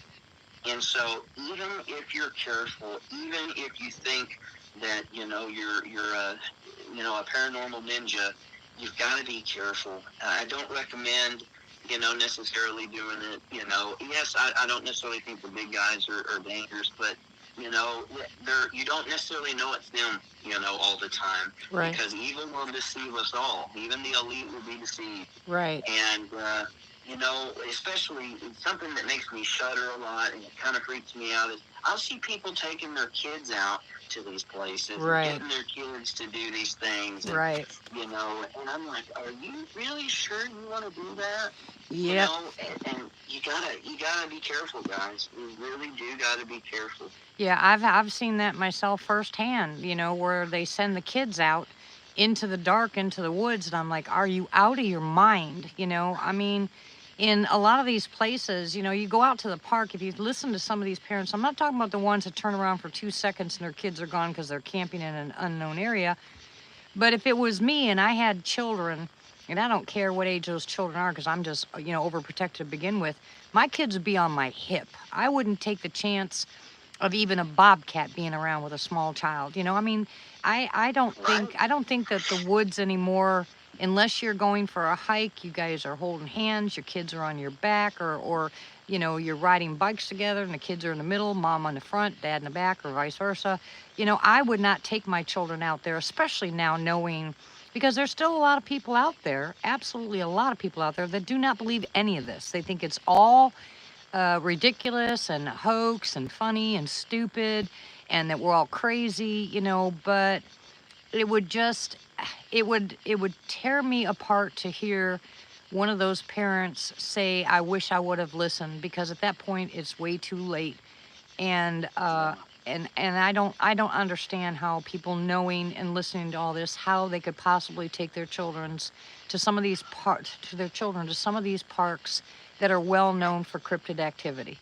You know, I Yeah. mean, people have to do is just listen to 10 stories from missing 411. You know, I mean, Give and you the I shit. really, It'll really give you, you know, the shivers. yeah, I mean, some of these people are so, you know, their lives have changed so much because of one incident, or there was a lady, and she was actually on a regular TV channel, news channel, that they were parked next to another RV where the son had gone missing, and so they had two children of their own, and the kids actually that day were playing together, and they between the two RVs was an area where they were doing their, you know, I guess their barbecue and stuff like that. So the both families had let their kids play right there together. Well, later on, when the mother of the one her child did not disappear, she took the kids in to get them cleaned up for bed, and the other couple, you know, stayed outside for a little bit longer, and their 4-year-old boy disappeared, and he's never to this day been found. And so she got on to an actual TV station and tried to warn people, and they actually laughed at her. I mean, they Wow. laughed at her because she said, "We've seen things in the woods. You know, we go in before it's dark. I keep my kids, you know, close by."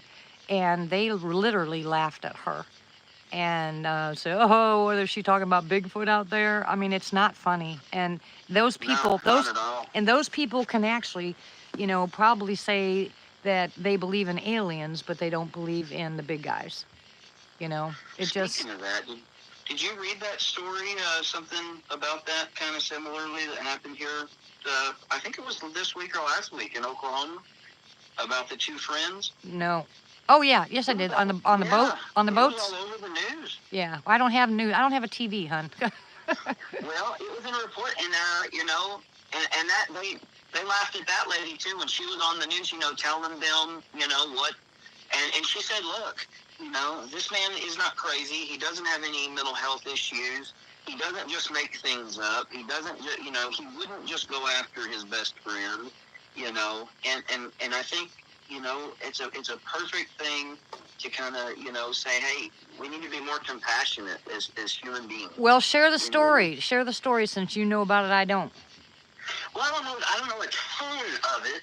I just know that a friend, two gentlemen that have been friends for a very long time in Oklahoma, were going out catfish doodling. Now, and I don't know where everybody's from, and I know everybody has different terminology for everything, but for those who don't know, catfish doodling is when you don't really use a pole, and you don't really use a net. Use your fingers. Basically, use your hand. Yep. You put it down their gullet, and you grab it and pull it out, and there you go. And so they were going out to a location to go catfish noodling. Now, both of them evidently had, were knowers. They knew that these things existed, and evidently knew that close to one of the areas they go fishing or noodling, that, these guys were out there.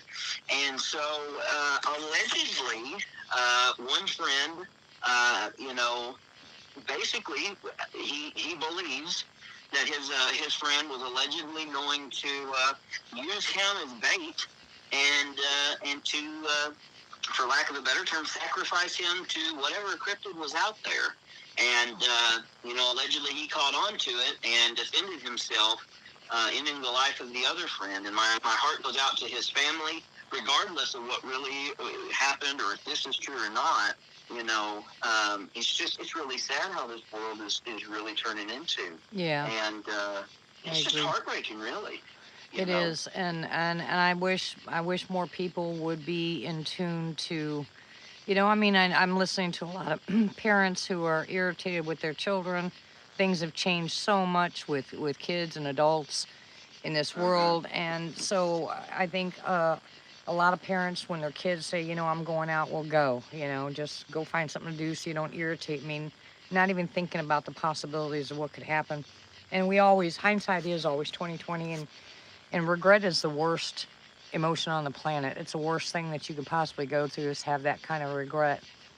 But like we were talking about before, my biggest regret is going out with a bunch of people that were using electronic equipment to call in something other than the big guys. And I left, and I haven't gone back. I haven't talked to any of them. I feel kind of guilty in a way because, they're just, I'm not going to say that they're dumb. I won't say who they are, but there's an ignorance there because they think that they've been told, they've been listening to stuff. They think that's the best way to get interaction. And I'm sorry, but I think the interaction that they're going to end up with is not going to be a good one. No, and it's no different than a Ouija board. Yeah, or a conjuring of things. And, exactly. And not just... You really, whatever these things are, and I'm not going to pretend like I'm some guru on all things paranormal and cryptid, but, when you pay, it seems, the evidence would suggest that when you pay these things attention, when you try to interact using, especially technology, and I don't understand it fully, but there is a tie-in with technology that these things like it. Yeah. It encourages them. And a lot of the times, if it's something that ends up being negative, it usually is because they sit there and poke the proverbial bear with the blunt stick. Right. And, you don't really want to do that. It's not much different than doing, some of the, spells and things of that nature. Now, they think because it involves technology and it's, and cryptids that it's different. But, what we may call Sasquatch or what we may call a DM or some of these other things, they may have once been known by other names. Right. And, and I think we should all be careful with that. Yeah, I do too. Better safe than sorry. Yeah. I don't even do call blasting. I don't know what that says. I don't know what they're saying, Yeah, I don't do that either. A lot of people, I've been out with groups that have played the Sierra sounds, that'll, they'll do all kinds of different things. And I'll stop them right then and there, and I'll say, look, you don't know what that says, and you don't know who you're saying it to. Yeah. Because for all you know, you may have just told whatever, hey, I'm coming to get your wife and kids. Yeah, exactly. And I don't know about anybody else, but somebody's coming after my family. I don't care who you are and how big you think you might be. I promise you, I'm going to give you a run for your money. Well, yeah, Tony, if you listen to Sierra sounds, do they not sound like they're arguing? It sounds like a battle cry, almost like the neighbor. Somebody's mad because somebody done grew bushes on somebody else's prized grass. And they are not too happy about it. It could have been the farmer's daughter. I'm not positive, but it doesn't sound like they are happy with each other. He's Yeah, but definitely saying, keep your son away from my daughter. And he's like, oh, what's wrong with my son? I think that's what I'm hearing.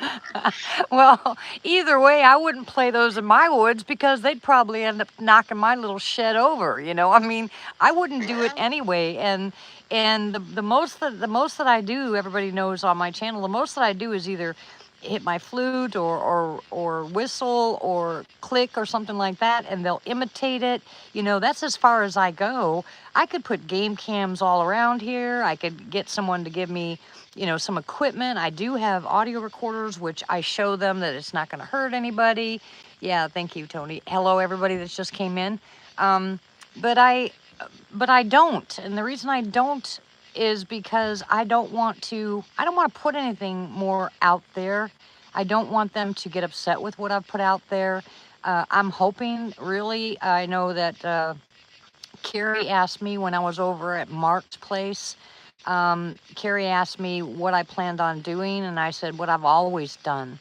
I want to keep it the same way that I've always done it because I seem to have pretty good response with the way I'm doing it.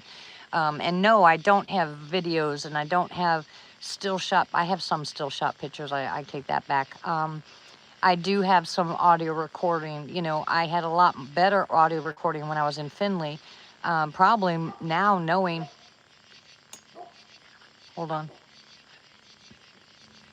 Probably now knowing that there was more than one cryptid in those woods, that makes sense that the sounds that we heard weren't always the same. But here I'm new here. I know there's a lot of them around here. Different people close to this neighborhood have told me about sizes or colors, and that's not what these guys are. As far as I know, Peanut and Shembert both, that's the young one, and the bigger one, I don't know if it's a brother or I don't know what it is. But anyway, they're both really dark. I mean, I've not seen them stand out in front of me in the bright sunlight to say, hey, they're not black, actually. They're kind of a reddish brown. But in the tree line and where they sat, the pictures I have of them, one of them sitting, and two of them sitting, they're black, completely black. And not real huge. Thank God, because I did find a footprint in the back I told you guys about. It was probably about 18, 19 inches. The one that's smaller than that is probably about 13 inches, maybe 14, and it got splayed toes up front. And then I've got a little one whose foot's probably about the size of mine, and I wear a size 6.5 shoe. So, and then I know there's a baby here. But I can't tell you, honestly, that I know exactly how many are out here. I've been told by people there's 5 or 6 or 8 or what. I don't know. I have no clue. I haven't had any interaction with them. I don't want any bad interaction with them. If they're just staying around here since more people have moved in, then I think that they would stay on the outskirts of this property. They'll come in once in a while, but I think what they do is they like to go to the new people's places, check them out, see what they're doing, and this is their home. I mean, they've lived here for God knows how long, and I just don't want to mess it up. Honestly, I'm going to tell you that right now. I just don't want to mess it up. I want to keep things the way they are. And when you and your wife and daughter come down to visit, I'll put you out there in the woods, and they're pretty. I don't know. I love to do, open hammock and things. Yeah. And, you would think after seeing and experiencing now, even not just in Oklahoma, but in other places with the DMs, because ever since then, I will have somebody say, well, I know a guy you can call if you want him to come out and maybe try to help you.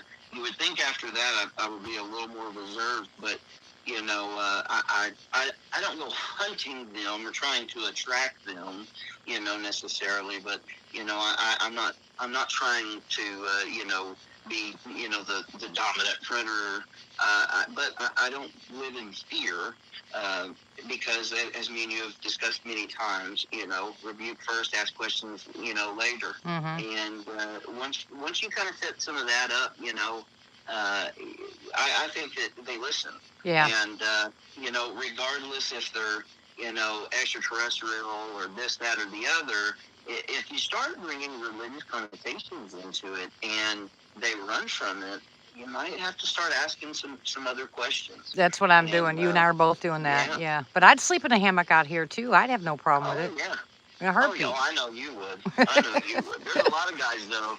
I'm telling you, and like I said, I won't mention names, but there are some very well-known, and they're pretty big guys that are in the cryptid community that, have come out to some of these properties that, are very active. Some of them it's near impossible to even get onto. And I'm not joking. They hear a little twig snap, and the next thing I know, all I see is them running and jumping headfirst into their truck. Their feet are hanging out the window, and they're saying, drive, drive, drive. They're ready to go. Yeah. So I always think, well, wait a minute now, and so, and I think that's the other thing, we've got to all be a little more realistic with things, and life, it's not all about the, and it's got to be the TV shows. Life isn't about just, entertainment of television and what you can become famous for. These are real people's lives. I'm sorry. And I think it's important they remember that. It is. I'm sorry. I was laughing. My husband just said, I'll be sleeping alone. He won't go out here either. I don't even think I'd get my son to sleep out here. The noises out here are incredible at night. I mean, the tree slaps and the stomps. I mean, when they stomp, when they thud the ground, you feel it. I mean, I can feel it inside my shed house.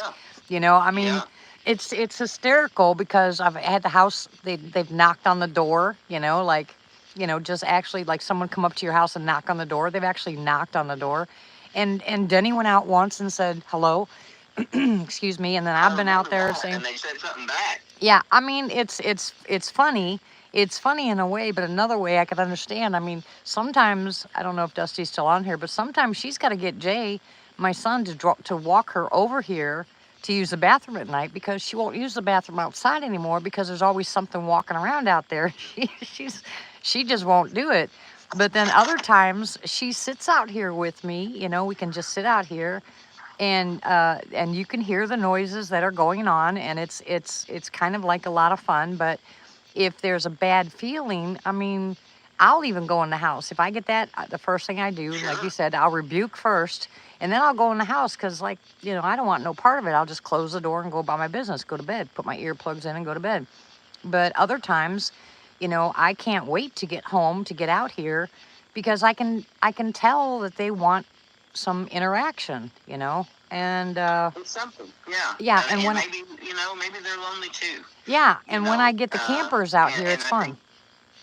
They've all got their own personalities, their own way of doing things. I think. I mean, I've not sat down and ate lunch with one, but I think they're probably just as different and as varying and as unique as people. Yeah. And so no one person is the same. So why should we assume that they're the same? Right. And, right. I think it's important we kind of keep that in mind. Yeah.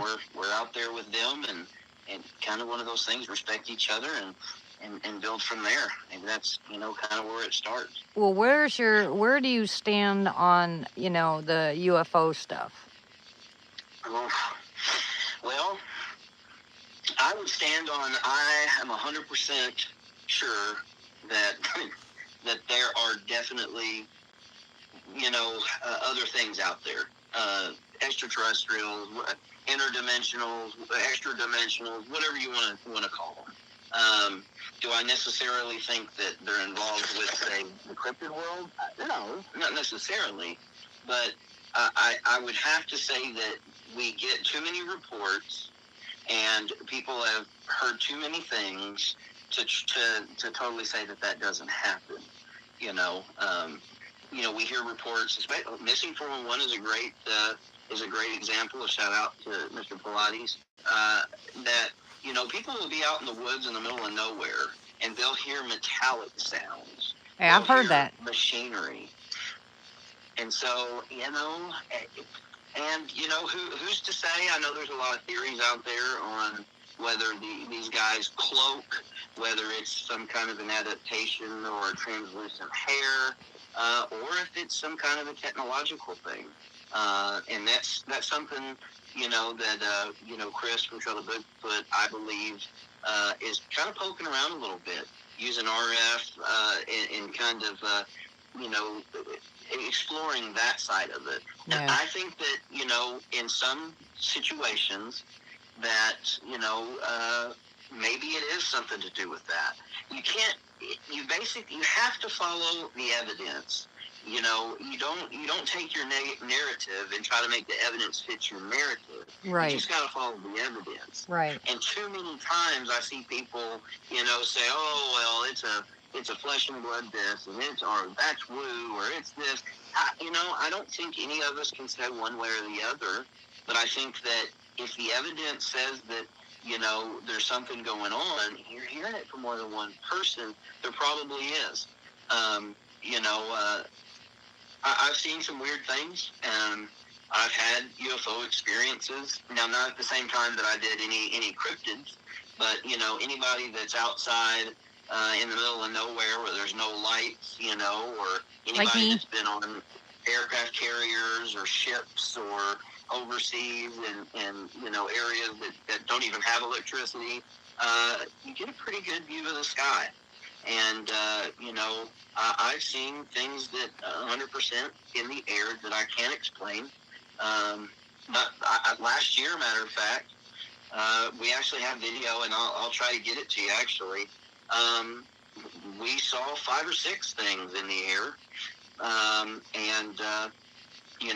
With what I do, I have access to a lot of things that regular civilians do not. And so I made a few phone calls, and there was not a single thing that should have been in the airspace. Yeah, well, at all. No anything. No transponder data, nothing. There was no military drills or exercises going on.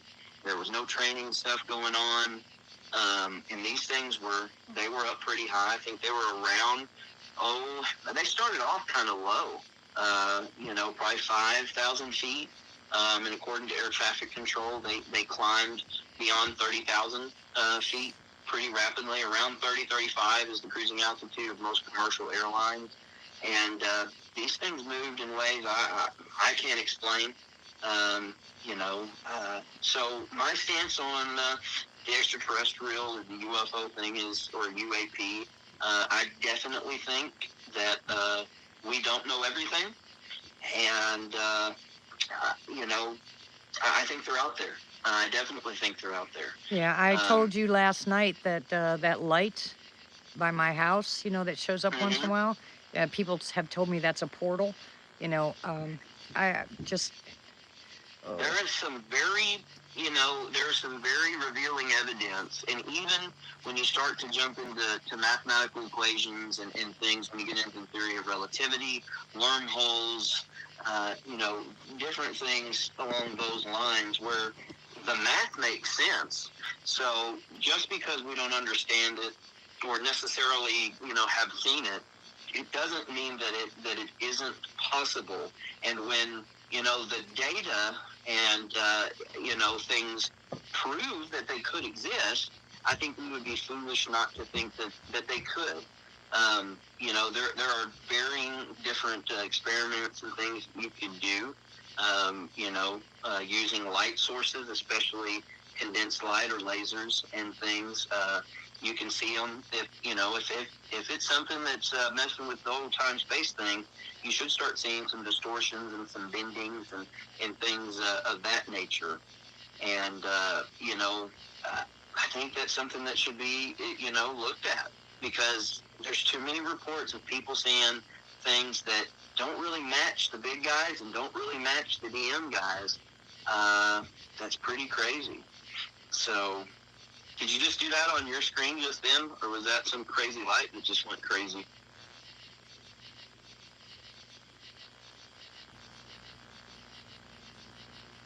Did you hear that?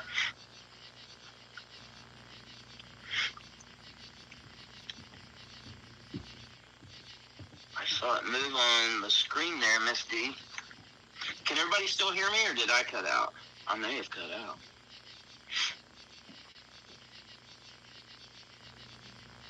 Yeah, there was a light, Miss Martha, there to the right. It kind of jumped around a little bit. just as we had started talking about that, all of a sudden I saw that light shoot around. That was pretty crazy. Talk about coincidence, right? She'll be back shortly. She had to make a room adjustment. No problem. Is anybody in chat? Does anybody have any questions or anything while we're waiting on Miss D? Does anybody have anything they want to ask at all? Because I'm more than happy to answer anything that I can anyways.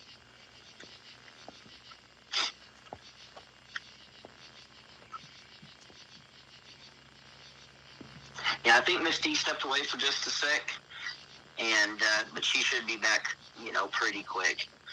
And again, guys, I really appreciate you guys being so kind in the chat and for letting me come into y'all's world and speak with you guys. I really was kind of nervous about getting on and talking. I don't mind to go out and help people because I can kind of stay kind of hidden, sort of, and it's just those people. I really do appreciate everybody being so kind and supportive in the chat. So I just wanted to make sure everybody knew that. Let's see. I think it's Arena. Is that how you say it? Arena? I don't have a channel. I don't typically post. Sometimes I'll make comments and help out on other people's channels. I don't have a channel yet. I've thought about doing one, but with everything going on as far as domestic security issues and things, it has kept me very busy the last 3 years. So I think it'd be a little hard to run a YouTube channel full-time or even part-time with all the different things that we have going on in our world today and with work. Sorry, guys. I spilled my drink all over the front of me. I just had to go in and change clothes. Oh my gosh. I cannot believe I'm sitting here with, I've got half and half, and I don't know how I did it, but I just wore everything. So I had to run inside real quick. I'm sorry. You're good. I think everybody's doing okay. Chat, definitely, they're keeping me company. I tried to, I asked if anybody had any questions and stuff, and so I've answered a couple on there. Right when you got up, though, right before you got up, it was pretty wild. There was a weird light that went streaking on I'd say the right side of the screen, not in the shadow. Yeah. And I mean, it was pretty, it was really sparkly too. It looked pretty wild.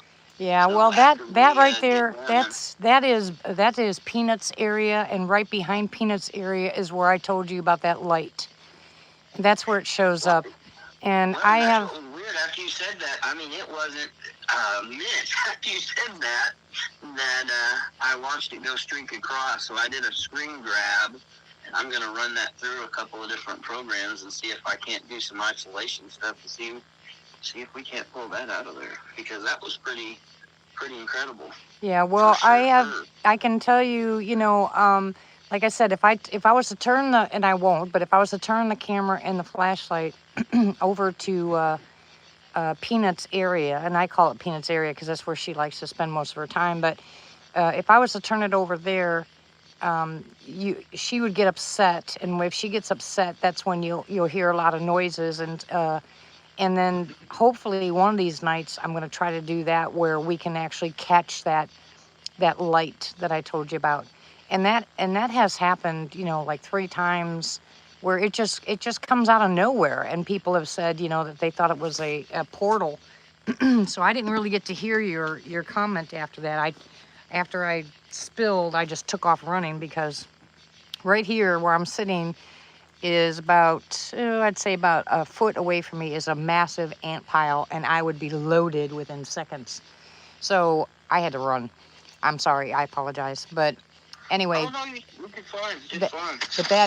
that area is just, and then Barry, Brown, he sent me a picture of when I was outside walking with Dusty in the woods. He sent me a couple of pictures, and then it looked like a very large Sasquatch bending over, probably within 6 feet of me. That's what we were talking about when we were trying to discuss the cloaking stuff. Yes. You brought it up before, and I don't really have an answer, because I've always said that I didn't believe in cloaking, except for when I saw, what is that girl's name?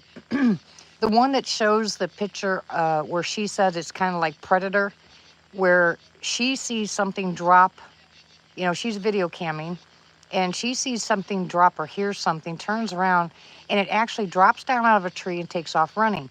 Well, what we see is the predator effect on the video, but what she said was it was black. Well, we didn't see You black. talking about Barb? Yeah. Talking about Barb? Is that what you're Yes. talking about? Yes.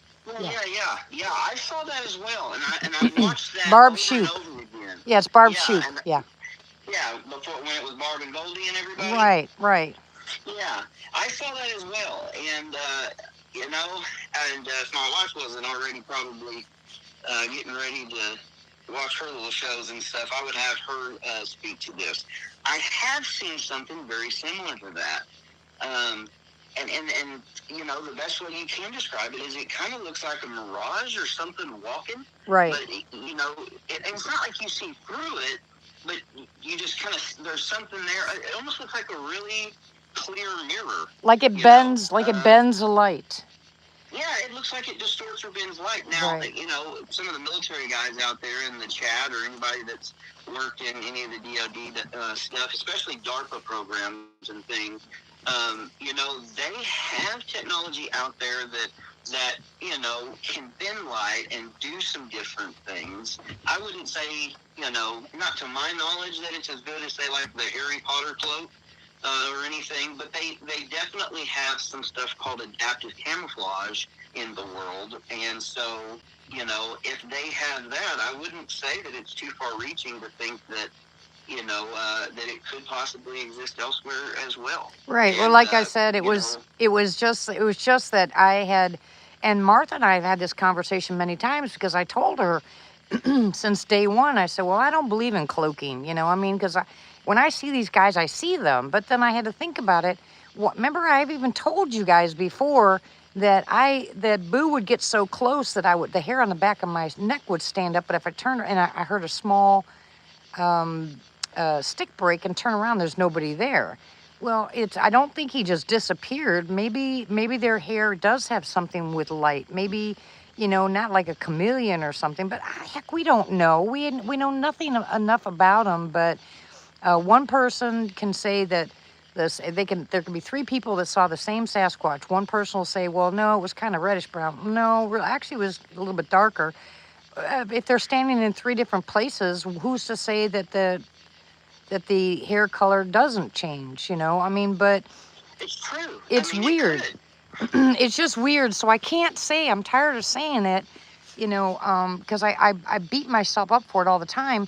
But one part of me just doesn't believe in cloaking. And then the other part of it, I see things that I can't explain. So I won't call someone a liar for it, Right. But let's but think back. If you think, let's take octopus or octopi, squid, the cuttlefish. Right. Is a great example. Cuttlefish, Right. chameleons. I mean, almost instantaneously, with just the alteration of the pigmentation of their skin. I mean, they can add almost what looks like texture just by adding shading of different things into that adaptive camouflage, and and that's something from nature. So who's to say that something else couldn't have some adaptations or a defense or offense mechanism that may serve a purpose for their survival, be that hunting or be that to stay hidden. And one thing I've learned in the industry for sure is that a lot of our best ideas that we get, especially when you're starting to get into the DoD and different agencies, is that a lot of the times we steal ideas and mimic ideas and designs straight from nature. Right. Because the ultimate creator, he already has those plans and he already knows how to. So we like to steal from that And so I would definitely say that I think it's very possible. And like I said, I've seen on one occasion, I did see something very similar to that video that Miss Barb had in hers. Yep. And I did find that odd. The other thing, since you brought up another video, that I thought about this yesterday when we were talking. And forgive me if I bore anybody in chat. I promise I won't get too far off. Snow White Bigfoot, Angie. There's a video she has of one, and it looks like it's running and jumping from one tree to another. Do you know which one I'm talking about? No, I don't watch her. There's a video, and it's not just her. There's a couple of different ones that you'll see something in one of their back trail cams, right? They'll have like a GoPro facing backwards, Mm-hmm. and you'll see something look like it's running, like on the side of the road or right there where there's some tall grass. And I'm working on a theory and a hypothesis right now concerning kind of an optical illusion. But it seems weird that you couldn't see it straight on, but you could see it in between the gaps of light, in between the individual tall sprigs of grass or those weeds over there. Right. And so, bending of light and being able to, it's possible. It's very Well, possible. there is another video that is very controversial, and it is a gentleman who does mostly survival. That's all I'll say. And he has a video where he's walking in the woods, and as he's panning the camera, everything moves, and they're saying that there's a great big huge 12-foot Sasquatch standing behind him, and if you go frame by frame, it is a rod of tree in front of the cameraman, and you can go back and forth and actually see that it is not a Sasquatch walking into the woods. It's the brush that's in front of the camera, because the camera, the guy is not holding the camera, a cameraman is holding the camera. So it has been, I've watched this over and over again, and Martha's right, and I agree with her. Although, like I said, I'm not 100% either way, because I don't want to say that I 100% don't believe in it. But a lot of videos I've seen where people have taken pictures and they've said that this was something that was cloaked. It was the camera movement, and if you look all the way around, everything in that, all of it is moved. Not just one small area. Look in the trees above, look in the tree on the grass on the ground. Everything is in that movement when you caught the shot. So to me, some of those can be mistaken for and that's where the arguments come in with people. Because if you're standing there and you can hear them breathing, or you get that, that sense that they're right there by you, and then you take a shot,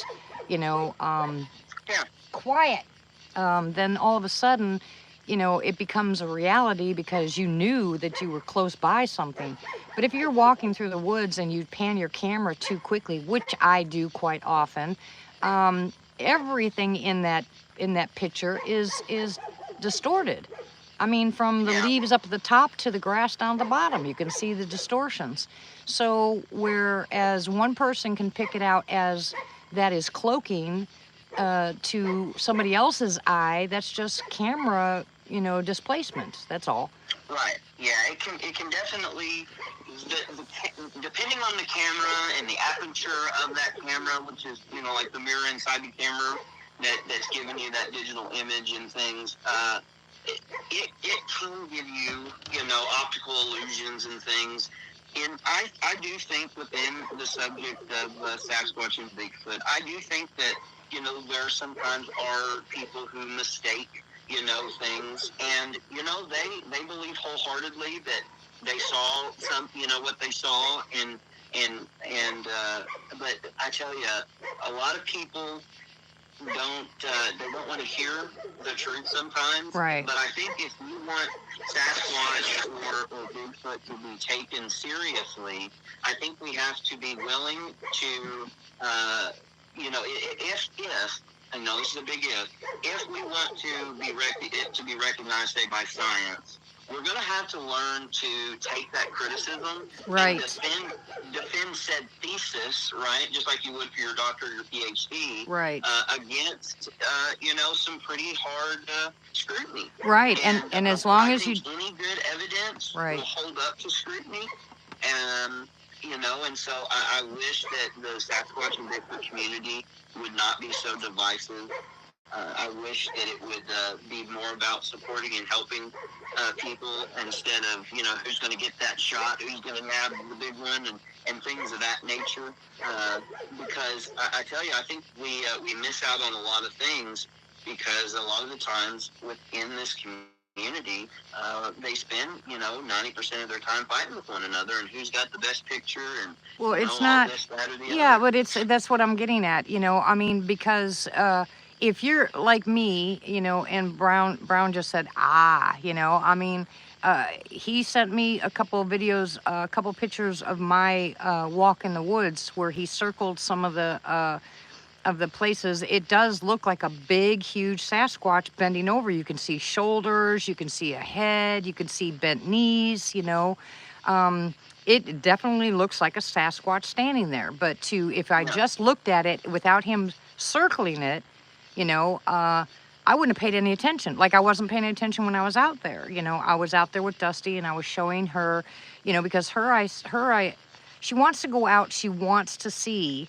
what's out there, but we're not always going to see what's out there. I could have a Sasquatch standing 6 feet away from me and not even know it if he doesn't move. Our eyes are trained to movement, or our ears are trained for sounds, But if you're not paying attention, like me, I'm always jaw jacking, blah, blah, I just go about my business, and I'm not into, everybody knows this, I don't sit and watch my videos and go through them and slow them down. I'd probably find lots of stuff in my woods, but I count on other people that do that because that's what they do.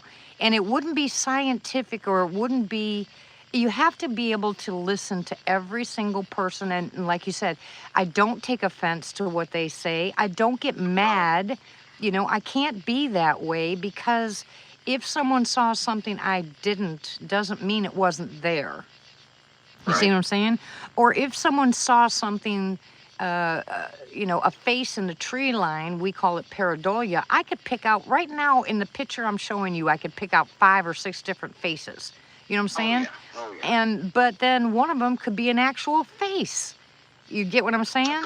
And I don't have a FLIR to sit there and show you, see, there's an actual figure there. Well, when they are cloaked, if they're cloaked, okay, can you get a picture of them when you're inverted or with a FLIR? I mean, we don't know this stuff.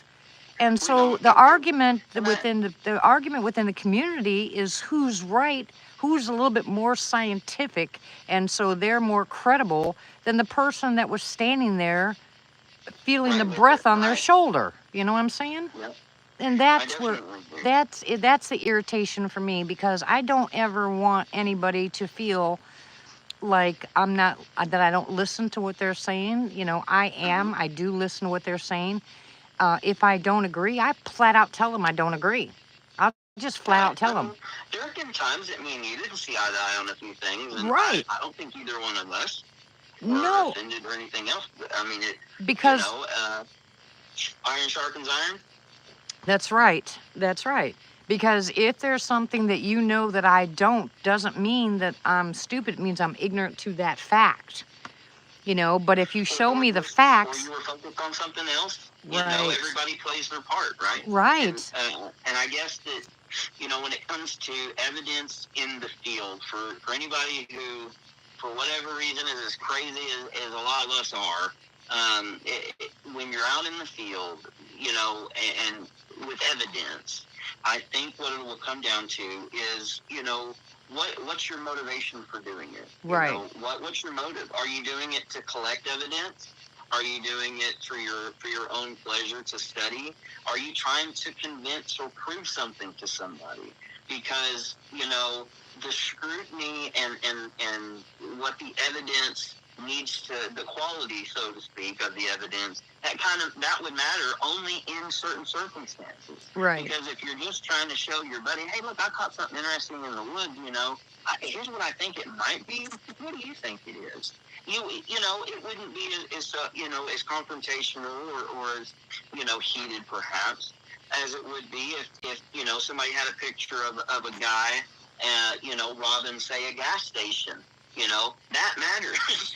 So I think the evidence and the motivation, of why the evidence is being presented or who you're presenting the evidence to, I think that, that matters. It does. But I do agree 100% that, maybe, if we spent more time, trying to sharpen one another and trying to get the best information possible, instead of saying, oh, well, my camera's better than yours, and so, or I'm the greatest Bigfoot hunter on, the planet, and, I've got this and that. Instead of doing that, trying to say, well, what do you think might have helped, or how can I do this better? Or if none of that matters, then, it doesn't, then you don't have to get too upset about it. But I think, the motivation behind the evidence, who you're presenting it to, and the why matters a lot. Exactly. And I think that, if you're trying to use pictures and casts and all this other stuff to prove or to validate, to yourself, that's one thing. But if you're out there and you're trying to prove this to, say, a governing body or the court, or, something that people just can't argue with, no way, no how, it really is going to have to stand up to the scrutiny of that. And who better to tell you that, well, somebody might think it looks like this instead of this? Who better to tell you than somebody, that's a friend or a fellow researcher, right, so that you guys are sharp and you're helping each other present the best evidence for the purpose that you're gathering said evidence. Right. And there's a lot of people like in here, where they can come back and say, look, I saw this on your video, go back and look at it, or I heard this, did you hear that? And I'll go back and I'll listen, if it's a dog or a cow, because the cows around here are the weirdest sounding cows I've ever heard in my life. They make weirdest noises. But I've heard them every single night since I've been here, and I've even seen them in my yard making that noise, so I know what they are. But, and I don't want that person offended by me saying, no, that's not a Sasquatch, because there are some people out there that everything is a Sasquatch. Every right. Noise out there, every sound, yeah, everything out there is a Sasquatch, and that is something that does get people riled up when they listen to somebody that says every single noise is a Sasquatch. When we do the live chats here, we just sit here basically and talk. Sometimes we have activity and sometimes we don't. Sometimes we hear things, sometimes we don't.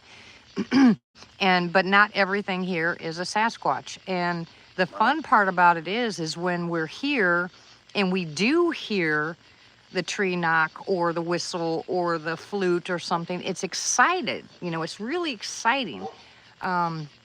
Well, I didn't know it, Brown, because I wasn't paying attention, goofball. Anyway, I have very much a lot of respect for people that go out to the same place all the time because they really, truly just want an interaction. They want to see it for themselves. They want to experience something. They might not be able to afford all the equipment that somebody else does, and then they post it on their channel, and then here comes some hotshot Sasquatch researcher that's been doing it for 10 years that makes that person feel like a piece of crap. That, you have nothing, get a better camera, why don't you get yourself a FLIR? I had, and Martha and quite a few of the people in here that have been here since the beginning will tell you, we've had people come in here saying, why don't you get yourself some better equipment? If you're going to do this, do it right, Well, why tell me I need to do it right? I don't go telling other people they need to do it right. What's right? I'm not claiming to be a researcher as far as, science. I'm not into alien spaceships. So I'm not telling you that these guys died. Definitely know they're coming from spaceships. I mean, I have no clue. None. Right. All I know is where I am, the activity that I get is real. You know, there's no two ways about it. You know, that the interactions I've had were face to face, no turning back, no second guessing, no possibility of me misunderstanding or misinterpreting what I saw. It was a face to face encounter, and I know what I saw. So the rest of the stuff. And that's perfect. Yeah, and the rest of the stuff is. You're not trying though to prove to the world necessarily that these guys are real. No. You're just sharing your experience within that, that phenomena, those experiences. And so just like, a professional hunter or a professional angler, right? If they're at that high level and they're trying to win tournaments and stuff, they may have some pretty high up, fishing rods and reels and the best bass boat and the best, fish finder with side scanning, sonar and things of that nature that the regular fisherman that just fishes for food or to have fun with his family wouldn't have. Right. Now, who's to say which one is the better fisherman? Yeah. Because both of them are catching fish. Yeah. Both of them probably are having fun. And so I would, again, say that, you got to throw that back to the motive and the purpose. And you're right. Who is anybody to dictate the right way, the wrong way? And who are we, or who is anybody else to say that, that somebody else, is doing it wrong or not? Right. And again, it goes to, I had a gentleman tell me one time, a very astute guy that trained me in a lot of the things that I do now, that he told me, he said, Tony, there are a lot of guys out here that are super, intelligent, and he said, but they're not smart. And I said, what do you mean? He said, well, I'll tell you what I mean. He's like, when you're intelligent, you know the facts, you know what you're talking about, and you like to, and somebody who's intelligent, every chance they get to show off that they know it, they're going to say something. They know everything about everything. But the guy who's smart is the guy that when he mentions something and notices that somebody else is interested but doesn't know as much as he knows, he goes out and he teaches them and helps them. Right. And he said because the guy that's smart wants other people to be smart so that way they can learn together and from each other. However, the guy that's intelligent, well, he just wants to show off for other people. Right. So so feed people all you want with the extra money you have, but be smart and teach them how to garden. You got it. Yeah. And you know what they say, right? Feed a man or teach a man, or give a man a fish, and he'll eat a good meal. Right. Teach a man to fish, and he'll never go hungry, right? Right, exactly. So I think especially in the world that we live in today, and I think within this type of community, that I think we should be helping one another instead of being in competition with one another. Yeah, I don't know where why I was willing to come and talk on your channel, and why me and you get along so well, because we're all about trying to help people. We're all about being supportive and trying to be there for one another in a tight-knit, true caring community.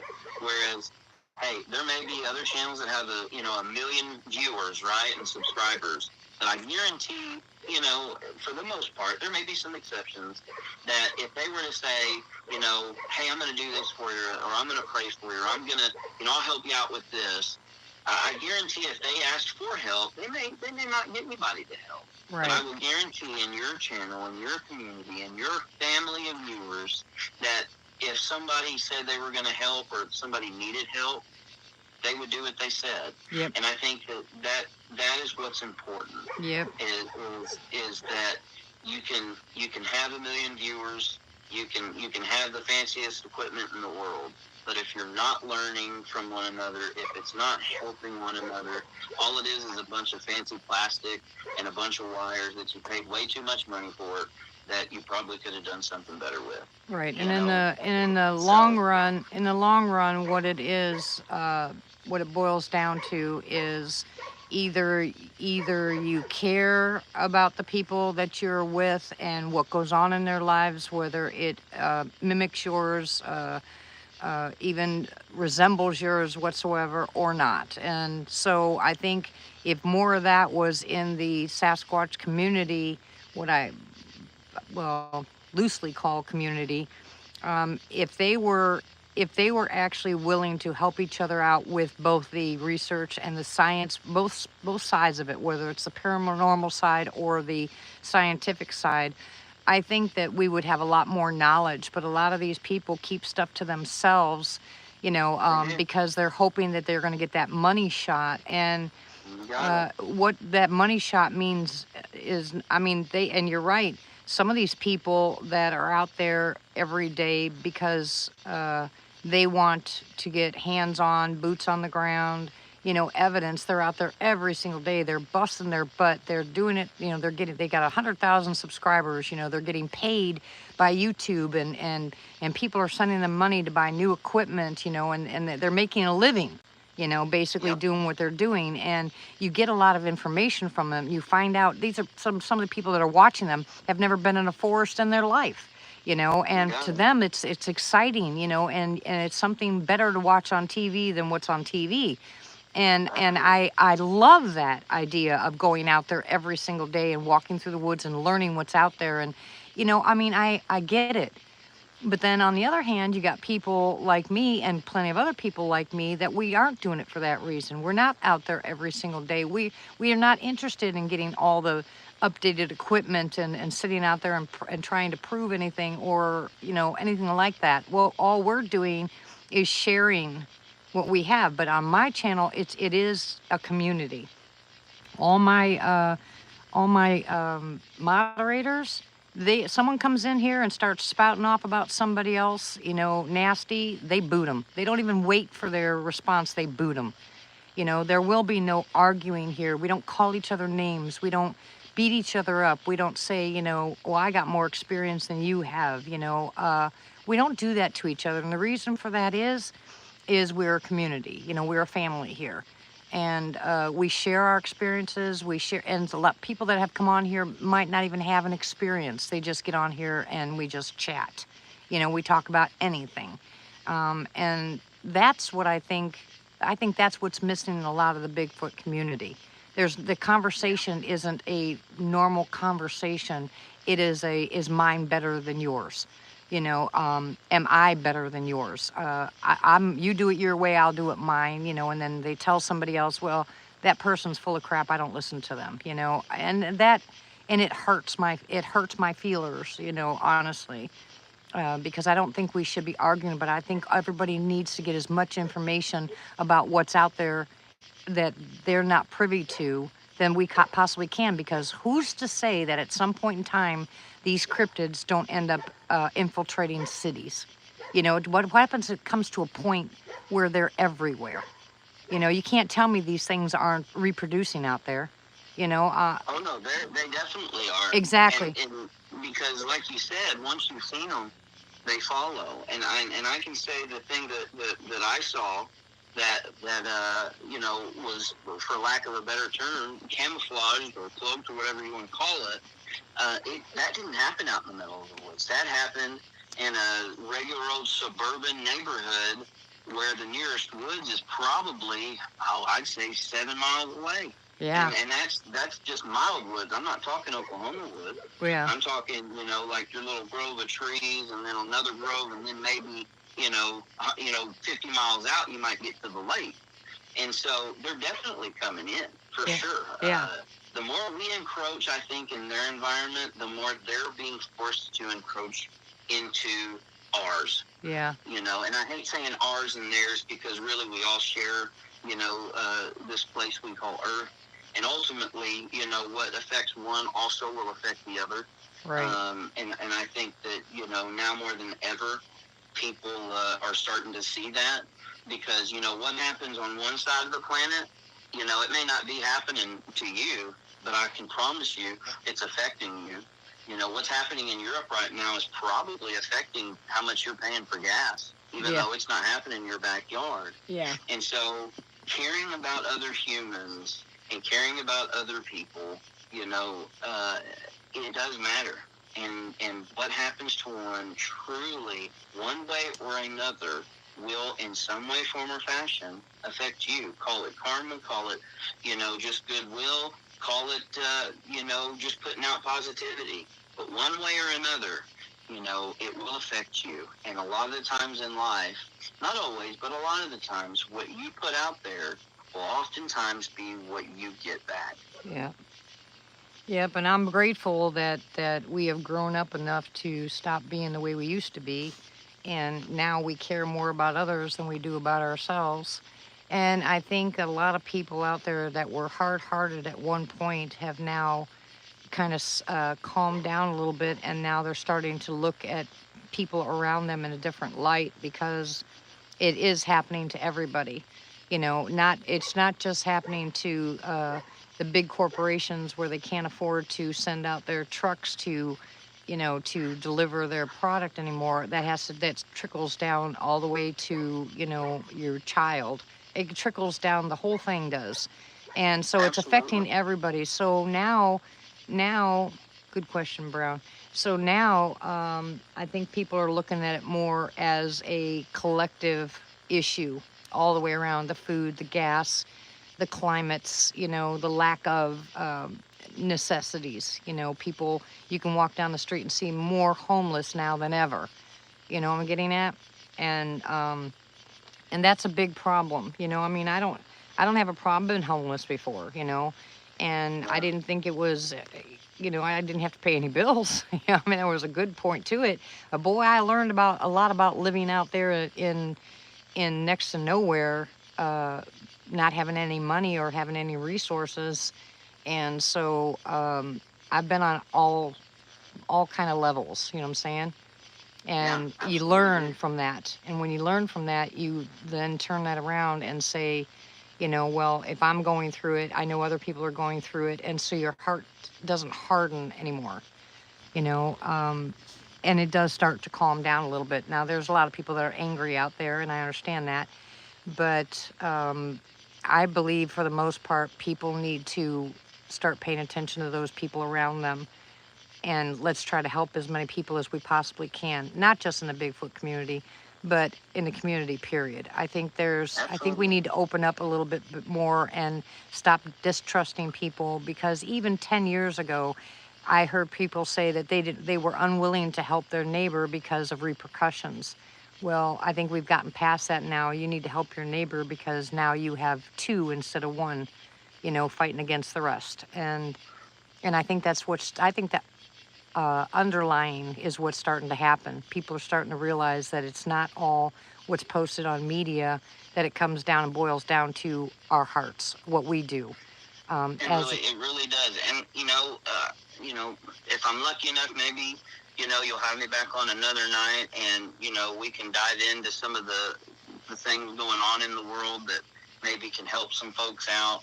Because even though we may be talking about cryptids and doing that, and escaping some of the things that are going on, a lot of the same principles apply. Right. Just like you said, helping one another out. Right.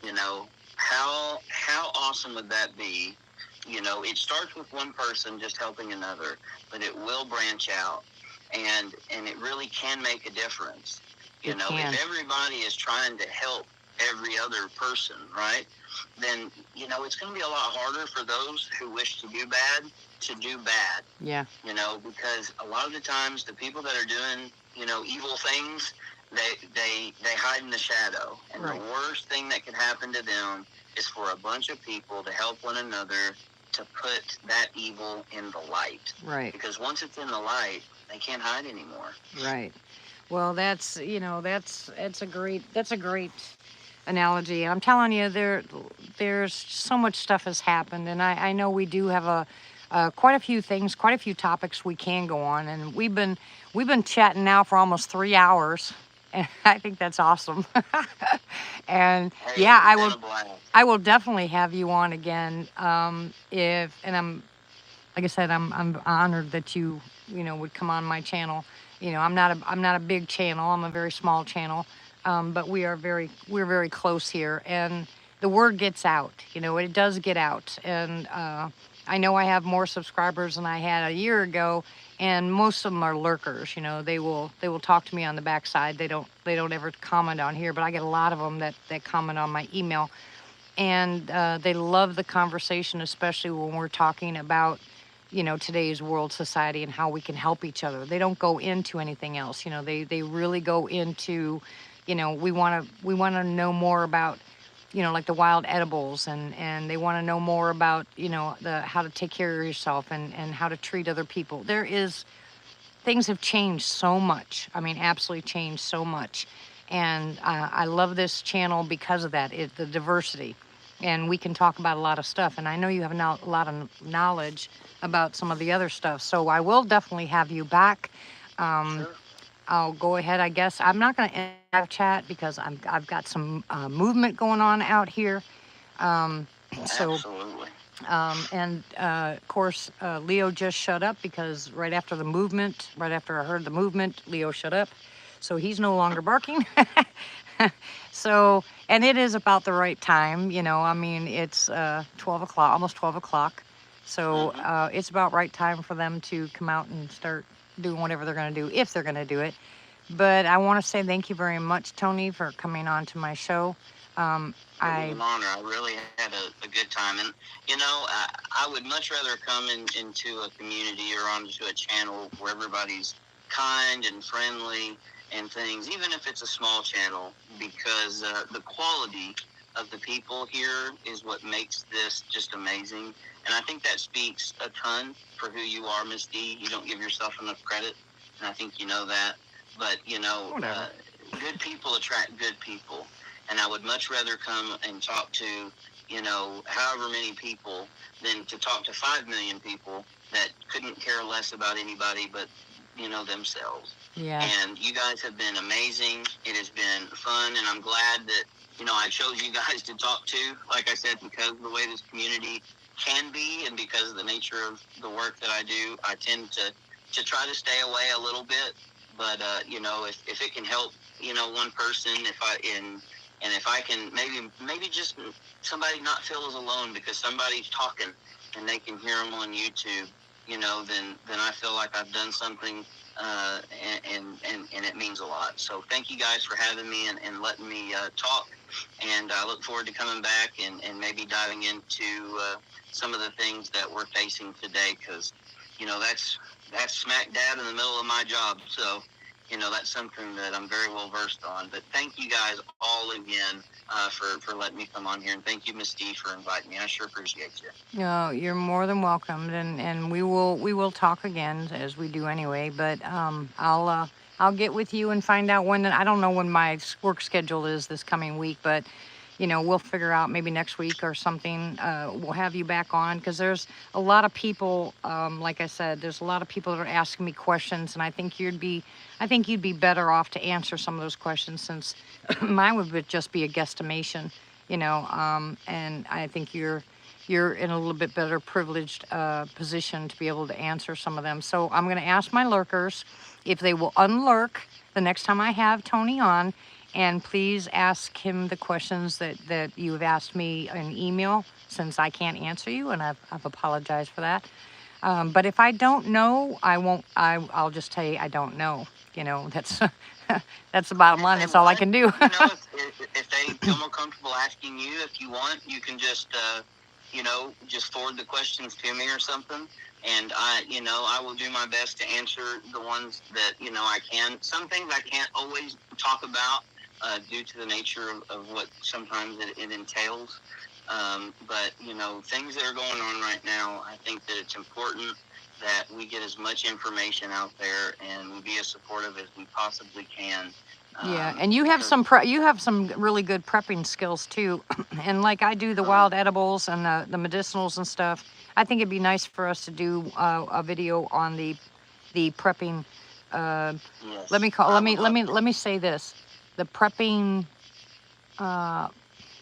distraction, or I'll come up with a word eventually. But you know, there's different levels of prepping. So so everybody doesn't fall into the same category or in the wrong No, we category. don't. I think that's a good topic for us at another time also. So I would thank you again, Tony, and I will talk to you soon. And for the rest of you, just stay put. I'm not going to end the live chat. I do have some activity right now, so stay tuned. Anyways, I'm going to run in the house real quick, get something to drink since I wore mine, and I'll be right back. And thanks again, Tony. Much love. Give your wife and daughter a hug for me. You guys too. Give your wife and daughter a hug for me, and I can't wait to see you guys. All right, I will. We'll talk to you soon then. All right, thanks, hon. Bye, everybody. Bye. All right. Well, that was awesome. Thank you very much, Tony. All right, let me fix Denny's phone now. Jeez.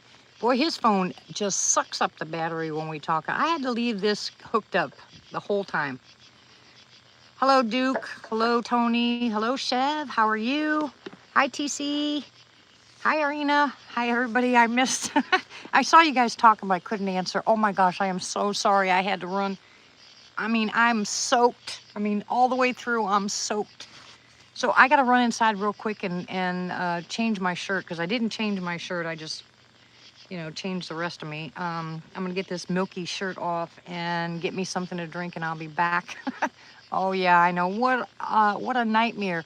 I don't know if you guys heard me, but I just I went, oh my gosh. And I mean, literally, I am soaked. So give me a minute and I'll be right back. Yeah, Tony, what I think I'm going to do, I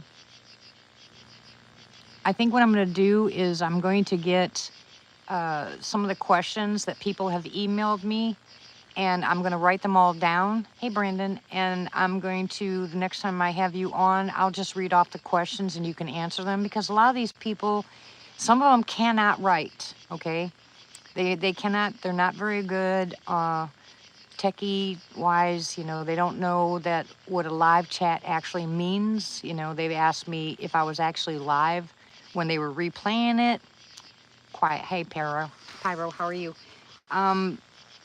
So cryptid, behave yourself. So I will get those questions and I will go ahead and when I have you back, I'll read them off. You guys are bad. Just give me a minute. Gosh, I'll be right back. I hope you, quiet, Chev.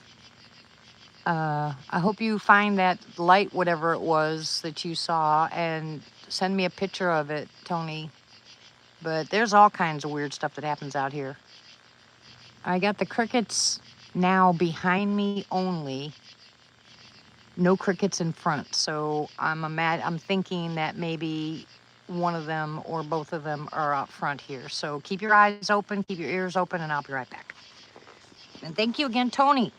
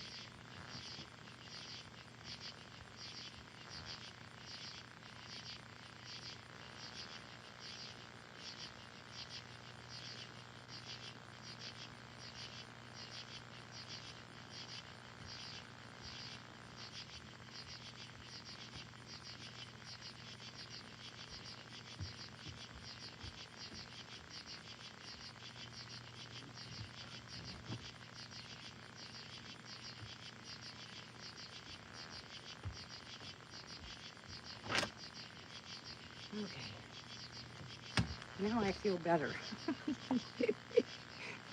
What are y'all doing out there? Oh my gosh, my pillow's wet, my chair's wet. Oh, dummy. It's so funny. I cannot believe that happened. Oh, all right, here we go. Special cookies. Yep, Chev's here. Well, at least that's better than Tim talking about squirrel heads.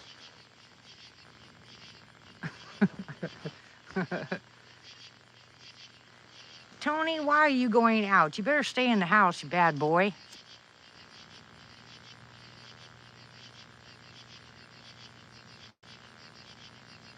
He's gonna get himself in. Yeah, I put my nightgown on.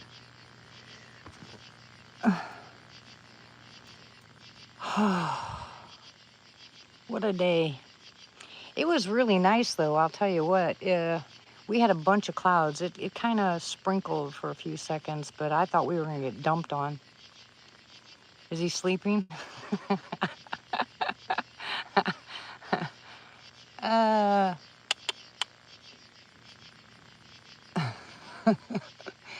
Anyways, right before I got off with Tony, that's what shut Leo up, is I heard some noise out to the right of me, out into the tree line.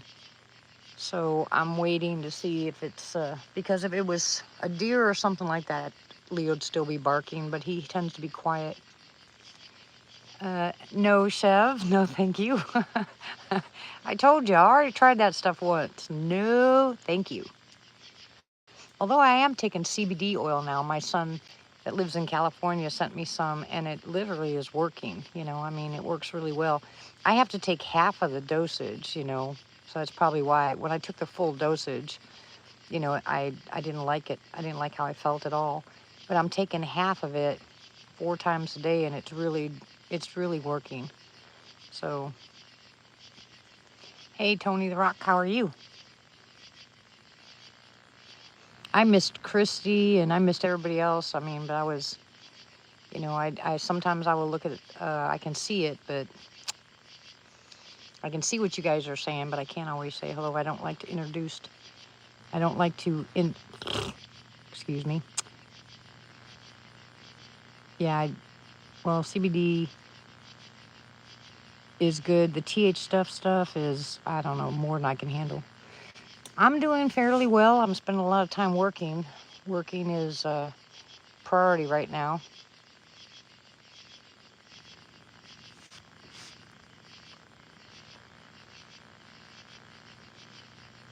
You know, so far I really like the CBD oil. It does what I need to do, and I am sleeping better when I do sleep. But hello. Hey, where's my flute? I cleaned up all this stuff so we could put an awning up here, and now I don't know what happened to my flute. It's around here somewhere. It's awful dark. Well, this way I won't blow your eardrums out. I've got those 2 chords down pretty good. Can't miss with just 2 of them, can you? Oh. Well, that was a nice conversation, wasn't it, guys? I was going to give you a heads up yesterday about Tony coming tonight, but I was worried about the possibility of it raining or something else coming up. And Tony actually has no power at his house, so, you know, I really appreciate him coming on.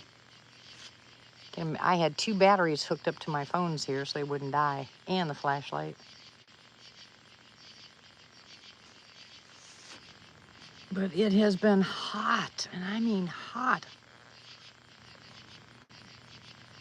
Bird call?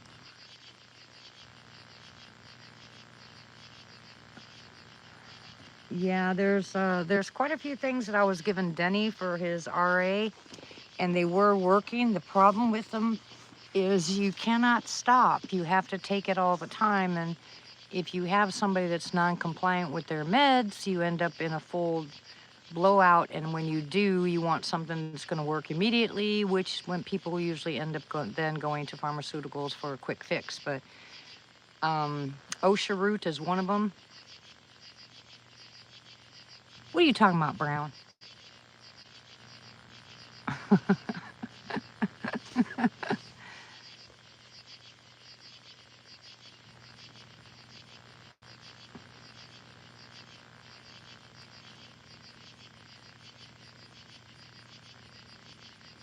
What bird call? What bird call?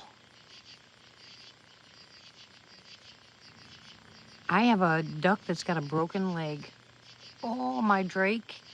He climbed into the pen with, I said it, and he starts, you know, quacking. All right. What is your problem? See? He knows it is. Well,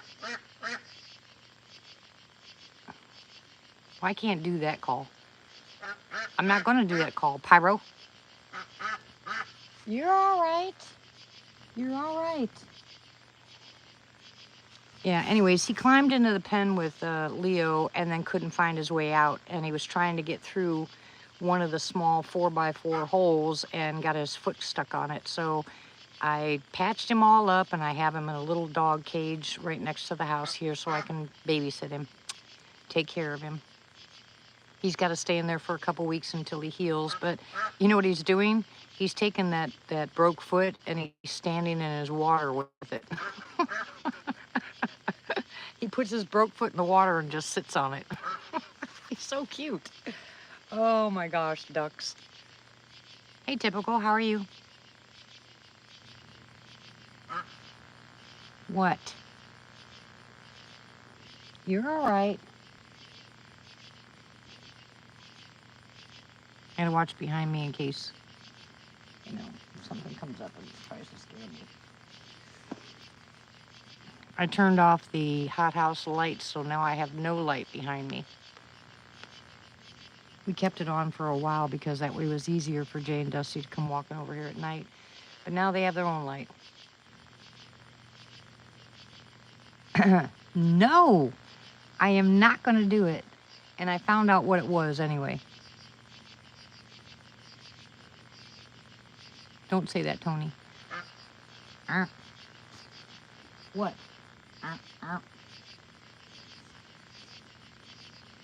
It is native to Oklahoma, and it is a woodpecker, but it's not the pileated woodpecker. It's another one.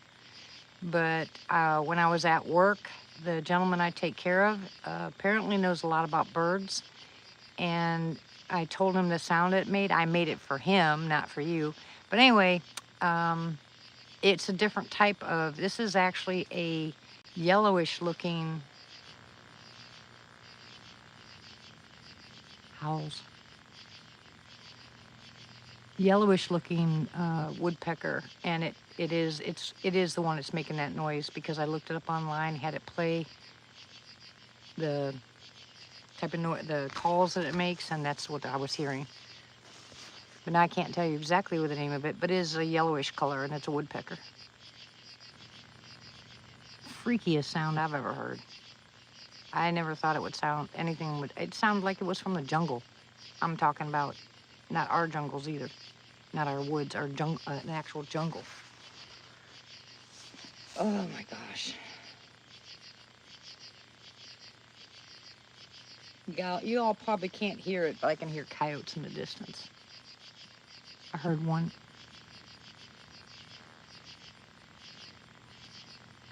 Yeah, have you heard them, Pyro?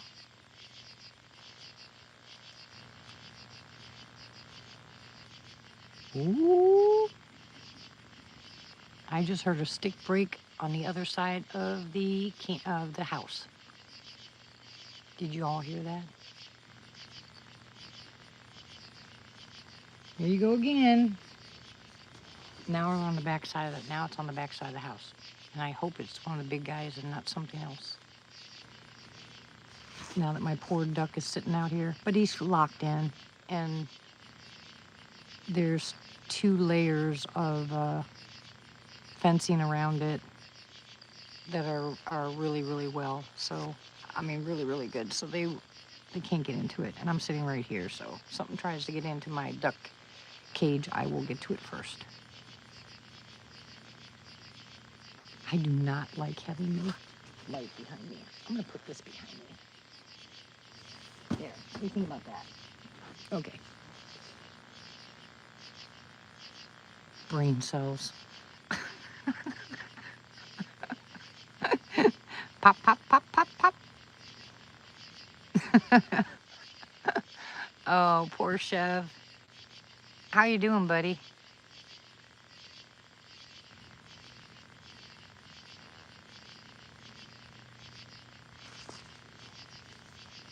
Oh, good Lord.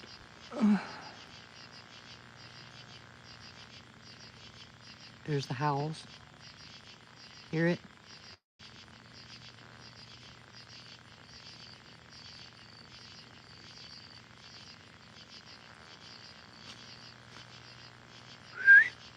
I can't whistle with nails on.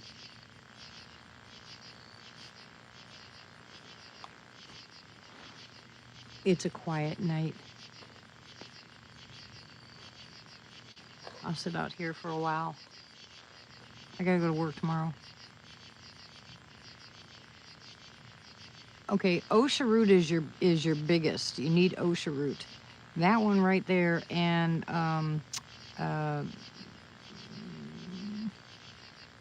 frankincense. OSHA root and frankincense. If I were you, I'd get onto I would try the golden milk at night, which is the turmeric. Make sure you get the turmeric with black pepper. You can actually get it where they come in pills together.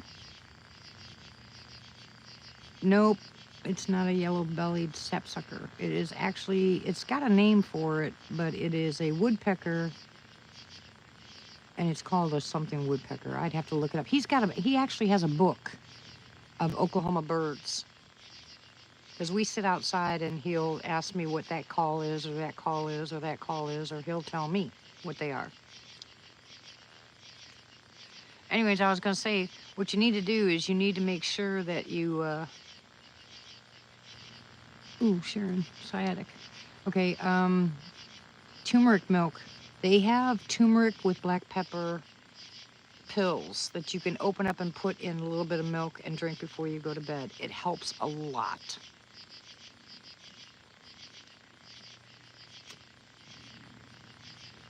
And Sharon, I'm almost finished with all my stuff that I've made to send out to people. If you give me your address, I'll give you I made up this little pain salve, especially for my sciatic. So if you want to, just email me and I will send you out some and tell me how it works for you.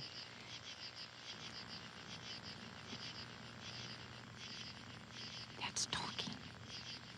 Did y'all hear that? That was talking. It's to my right.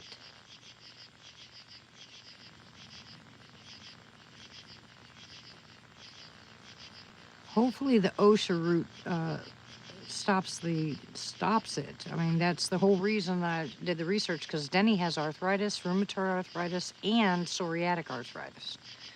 So I'm trying to find stuff natural to work with him. But he went and he went to the doctor and got the Taltz shots. They're sitting in my refrigerator right now because he's not compliant.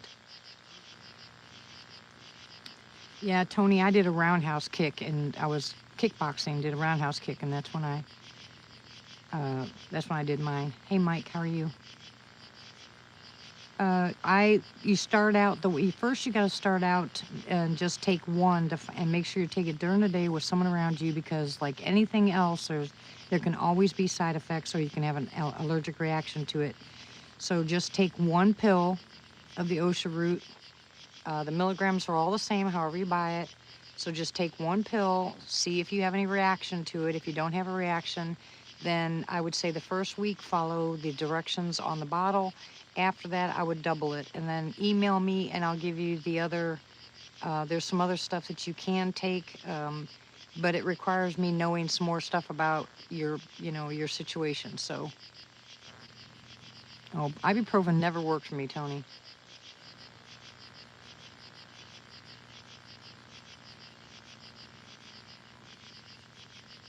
Yeah, go ahead and I don't get on Facebook very often. I don't have it on my phone, so I can only look at Facebook when I get home.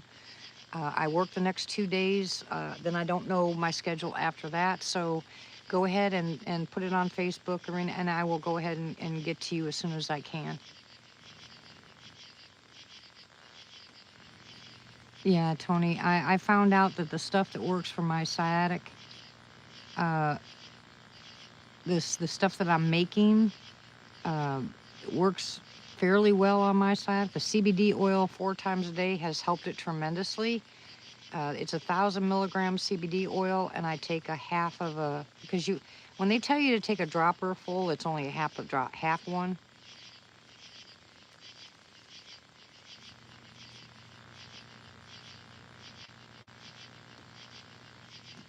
Okay, what are you taking the code Q10 for, Chev?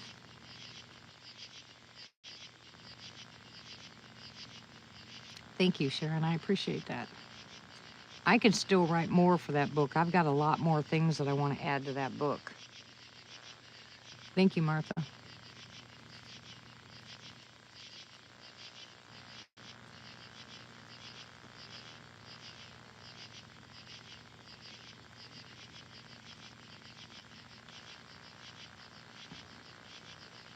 Okay, yeah, I'm a garlic freak, and CoQ10 I tell people about all the time. But there's something called quinoline, which is PQQ, and it helps with your brain also. Something else you should be taking, Chev, is lion's mane. Ouch.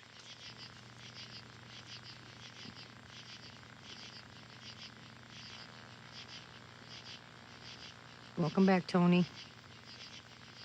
The other Tony. Are you going out there and getting yourself in trouble or what?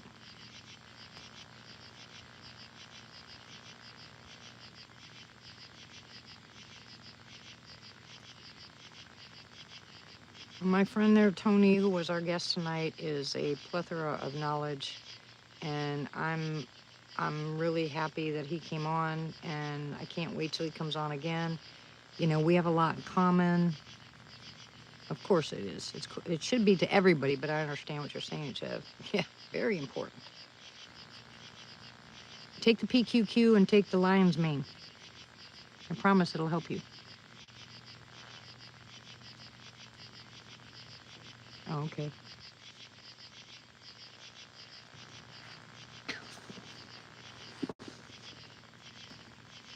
Peanut.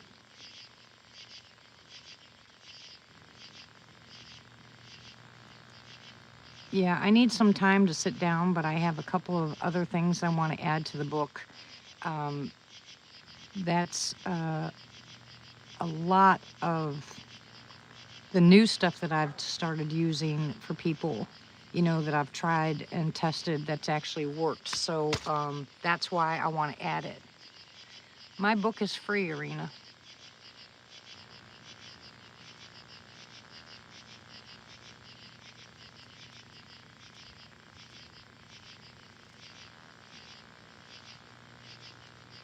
The only thing is it's in rare form. I mean, just raw form. So if you have Microsoft Word, you can open it up in double page and read it that way. It's much easier to read.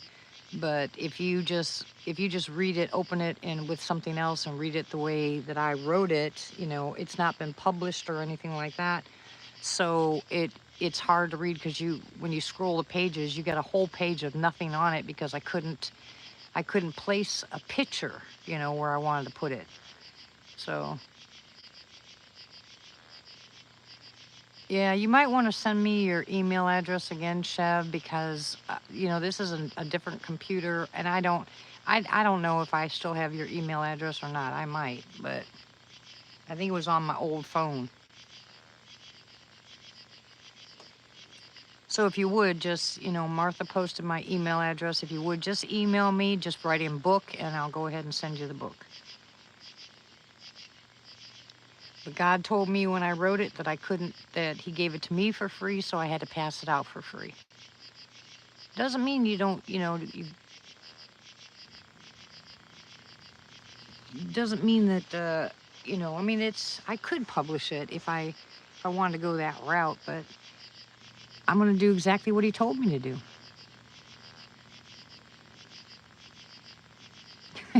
Chef. I actually heard you say that, Chef. Like, oh, I got your number.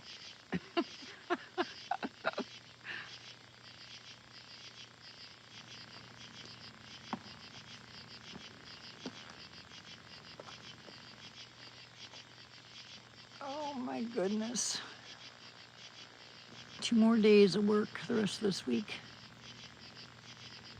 I'm tired already.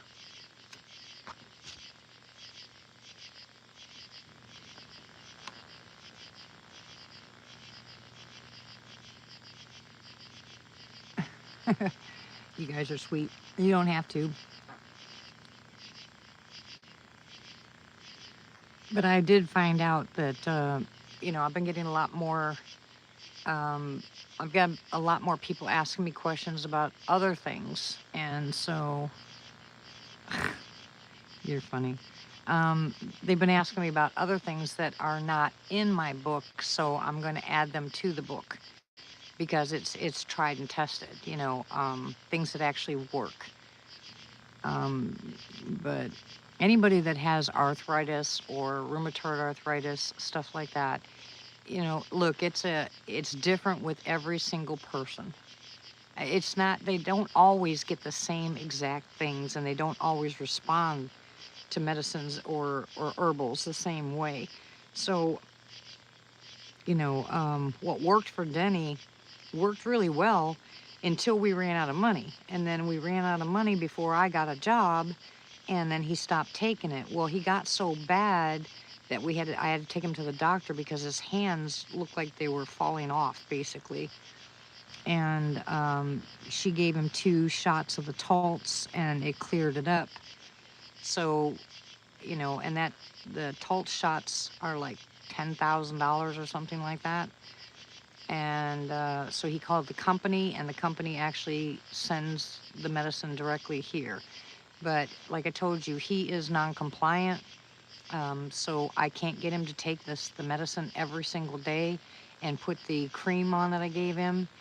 And he did, I gotta say this, when his hand started breaking out, he did put the cream on, but it was hard for him because he had to wear gloves all the time to keep the medicine on, to keep him from drying out. So that's still a work in progress as far as he's concerned that way. I've got to find something else, and I keep changing everything I give to it. Oh, Quinn. I don't know. I've never done it. I used to put ketchup on my potato chips when I was younger. Of course, I used to put potato chips on my bologna sandwiches when I was a teenager.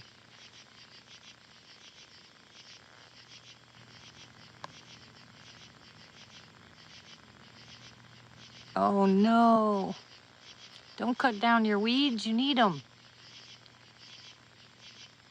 Especially when things get bad, and you can't afford to buy stuff. There's stuff out there on your grass that'll do better than pharmaceuticals.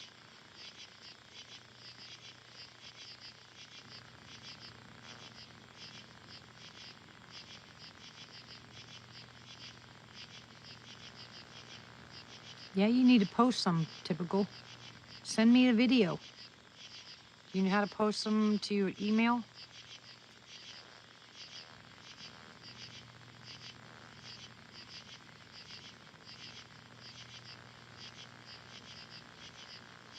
I dig up those weeds. I've got jars in my house full of dried weeds.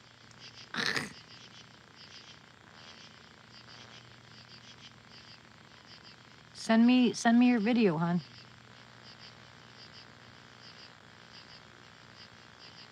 Well, praise God for that, hon. I'm glad.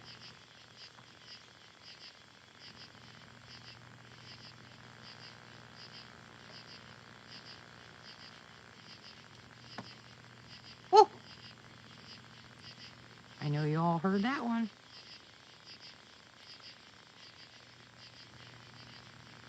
Yep, dandelion tea, rosemary tea. That's another good one. Well, it's about time, Tony. What'd the doc say? Well, you don't have to tell me here if you don't want to, but...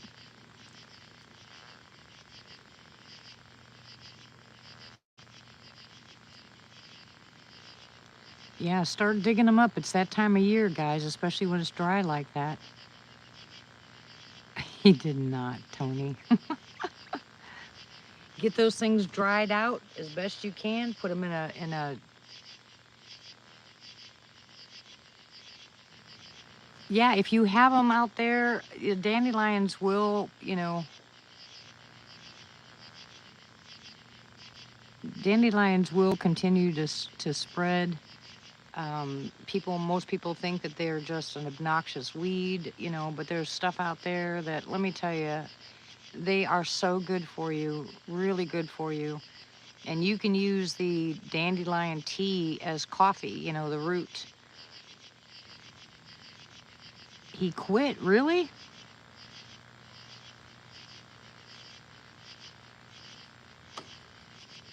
But don't hone those things down. Dig them up, clean them off, dry them out. You know, make sure that you don't have any pest control or no bug spray or nothing like that on them, or weed killers, because then basically they're worthless. You know, get them from your backyard, dig them up, wash them off real well, dry them out, and put them in a sealed container, and you can make teas, you can make tinctures, you can make salves, you can make all kinds of stuff, and I do give you guys some recipes, you know.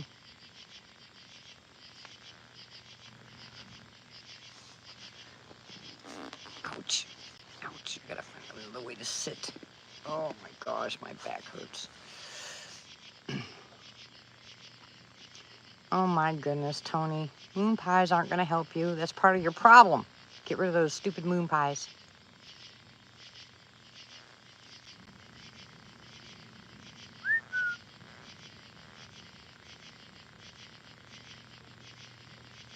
Hear that? Oh, you guys heard that, right?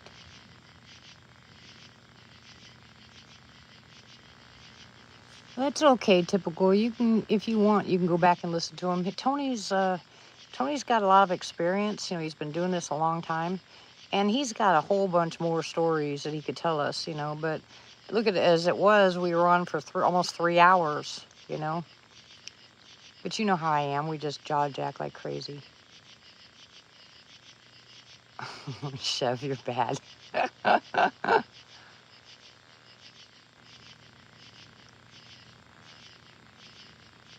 Well, that's okay. I'm glad you slept a little bit. Yeah, I just heard a grunt.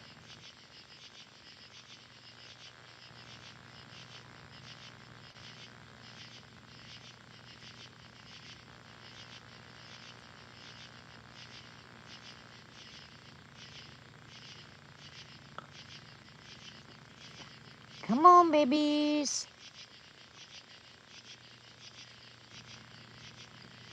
How are you doing, Mike?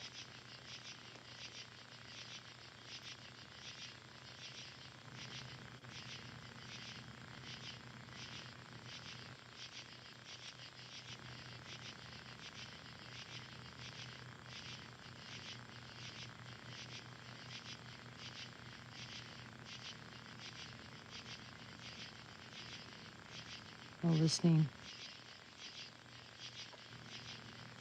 Look at all these stupid bugs.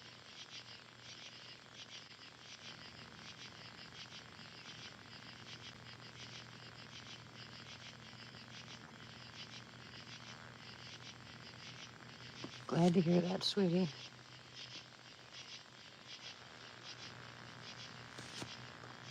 Still wishing I could hear from, what?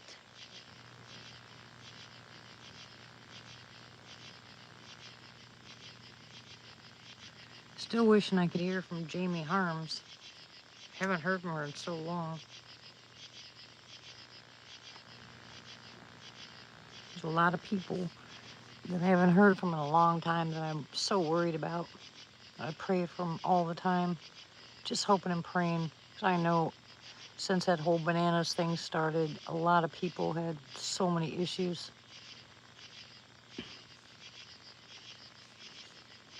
It's heartbreaking, actually.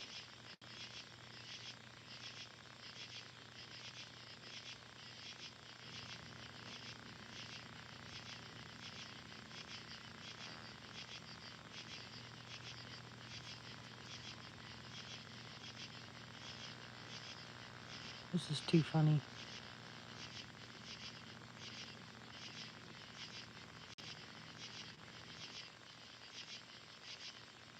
As soon as I get quiet, you see that? As soon as I get quiet, they get quiet. Good grief. I gotta go in there and get, Tank's ball. And I think I'm gonna throw it back out in the woods. It showed up in our front yard after it had been missing for a while. So I'm pretty sure they brought it back.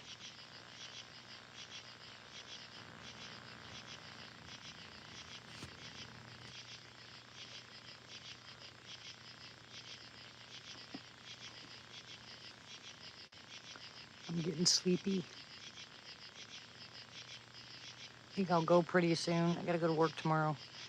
And then I work Saturday. And then I'll be back on Sunday. Yeah, I know, Sharon, it's bothering me pretty bad. I've tried every way I can to reach her, and I'm not getting any answers anywhere. From her phone, from her messenger, from anywhere. I'm not getting anything back.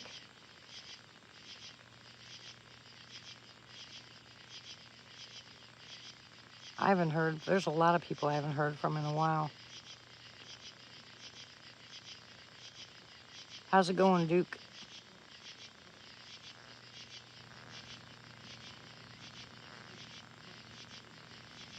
Yeah, I hope she's all right too.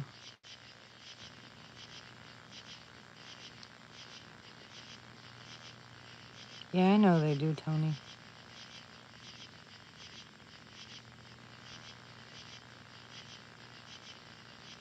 Just when you miss somebody, you miss somebody. You know, everybody's important to me. All you all are important to me. Just sometimes life takes over. The duck's going crazy. Martha, what did you see earlier? I saw that you said thought you said movement or something. I couldn't respond.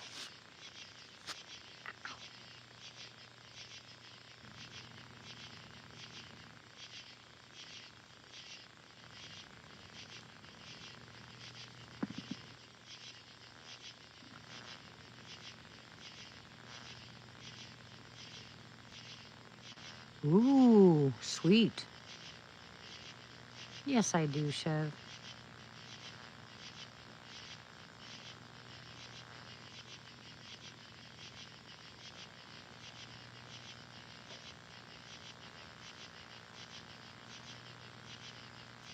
Okay. Yeah, I'm pretty sure I thought I saw someone said they saw movement, but like I said, I wasn't paying any attention. I was watching the chat, and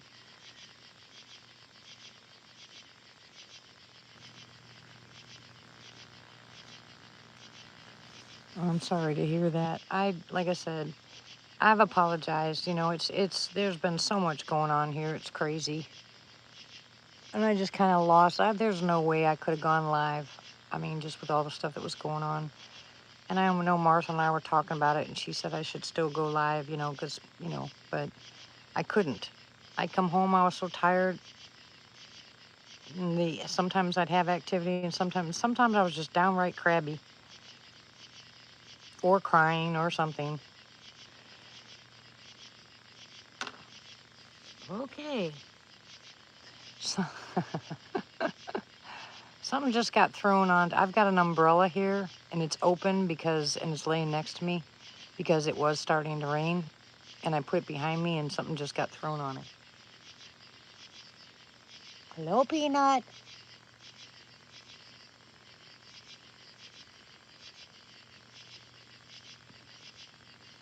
That was pretty nice. That's right here. I mean, right next to me. Pretty close. She's probably like, what the heck is that thing? Maybe I should leave that out in the trees.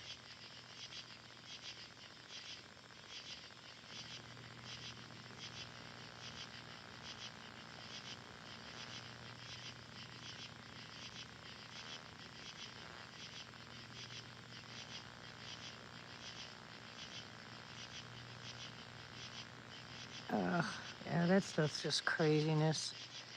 Yeah, we found out that neighbors Mars apparently got another one. Got it again. I don't know. I keep telling everybody to put peroxide up. I don't know why people won't listen. It will kill every single virus and bacteria out there. Get it in your vaporizer and keep it going, especially if you're around people all the time where there's a possibility that you could have a virus. Yeah, Tony, we know you are laughing.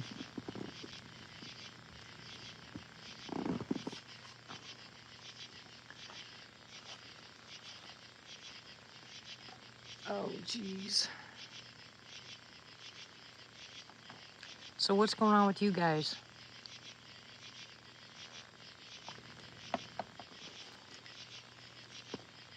Yeah, Tony and Chev. Mutt and Jeff, that's what we should call you two, Mutt and Jeff.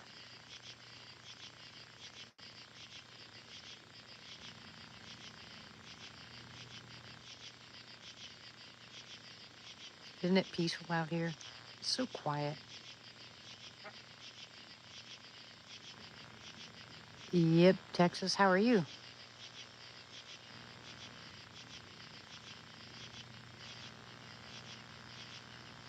They're saying a lot of that's happening to people that have already had the vaccine.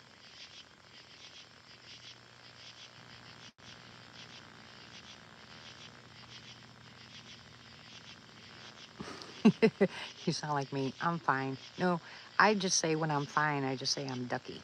It doesn't mean fine.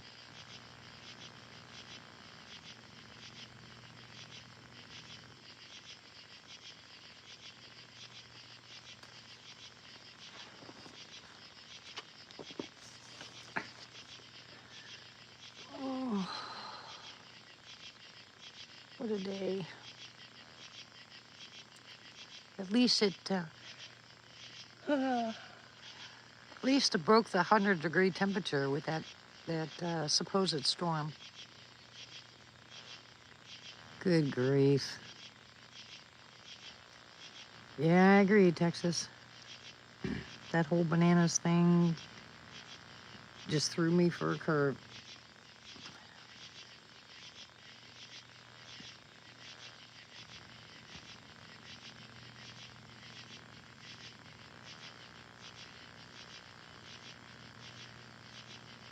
Well, I'm glad to hear that. Typical. I don't know, Pyro. Last time I left marbles out, they took them.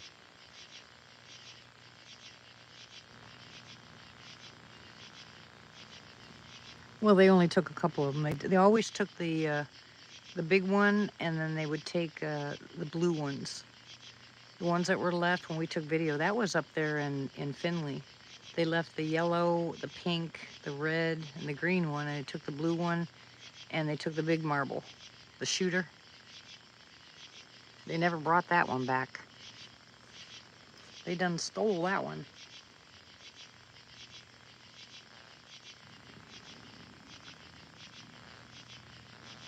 Okay, guys. No, I'm not throwing anything back. You're crazy. All right, good night to those of you who are leaving. I hope you have a good evening. Have a blessed day tomorrow. Hugs, much love. God bless. Be good. How are you texting while driving? No. Bad boy. What, ducky? It's all right. I'm surprised it's lasted as long as it has, Martha.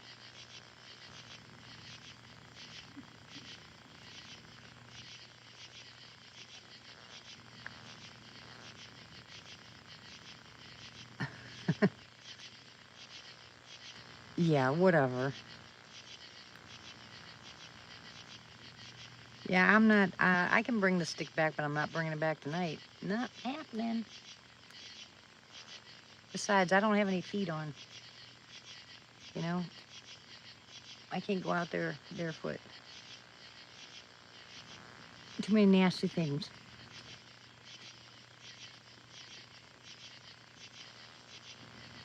Anyways, thanks again to Tony, my guest, and thank you all for coming on. I appreciate it greatly. I guess I'm just gonna go to bed, let her throw things at the house, but I'm tired. So I will, I know, like I said, I'll be back Saturday. I get off early on Saturday, so I can go live Saturday night. So we can do that if it's not raining. I don't care if it's hot, that don't bother me, because I can handle the heat, just as long as it's not cold. Yeah, be careful.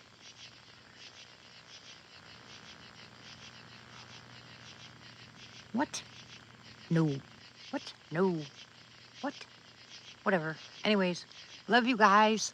Send me an email if you want the book, and I will send it to you as soon as possible. There is no charge. I always ever... You're funny, dude. Tony, you're not keeping me on here. You're a bad boy. Go to bed. Anyways, good night, everybody. Much love. Email me, Tony. Yeah, I hear you.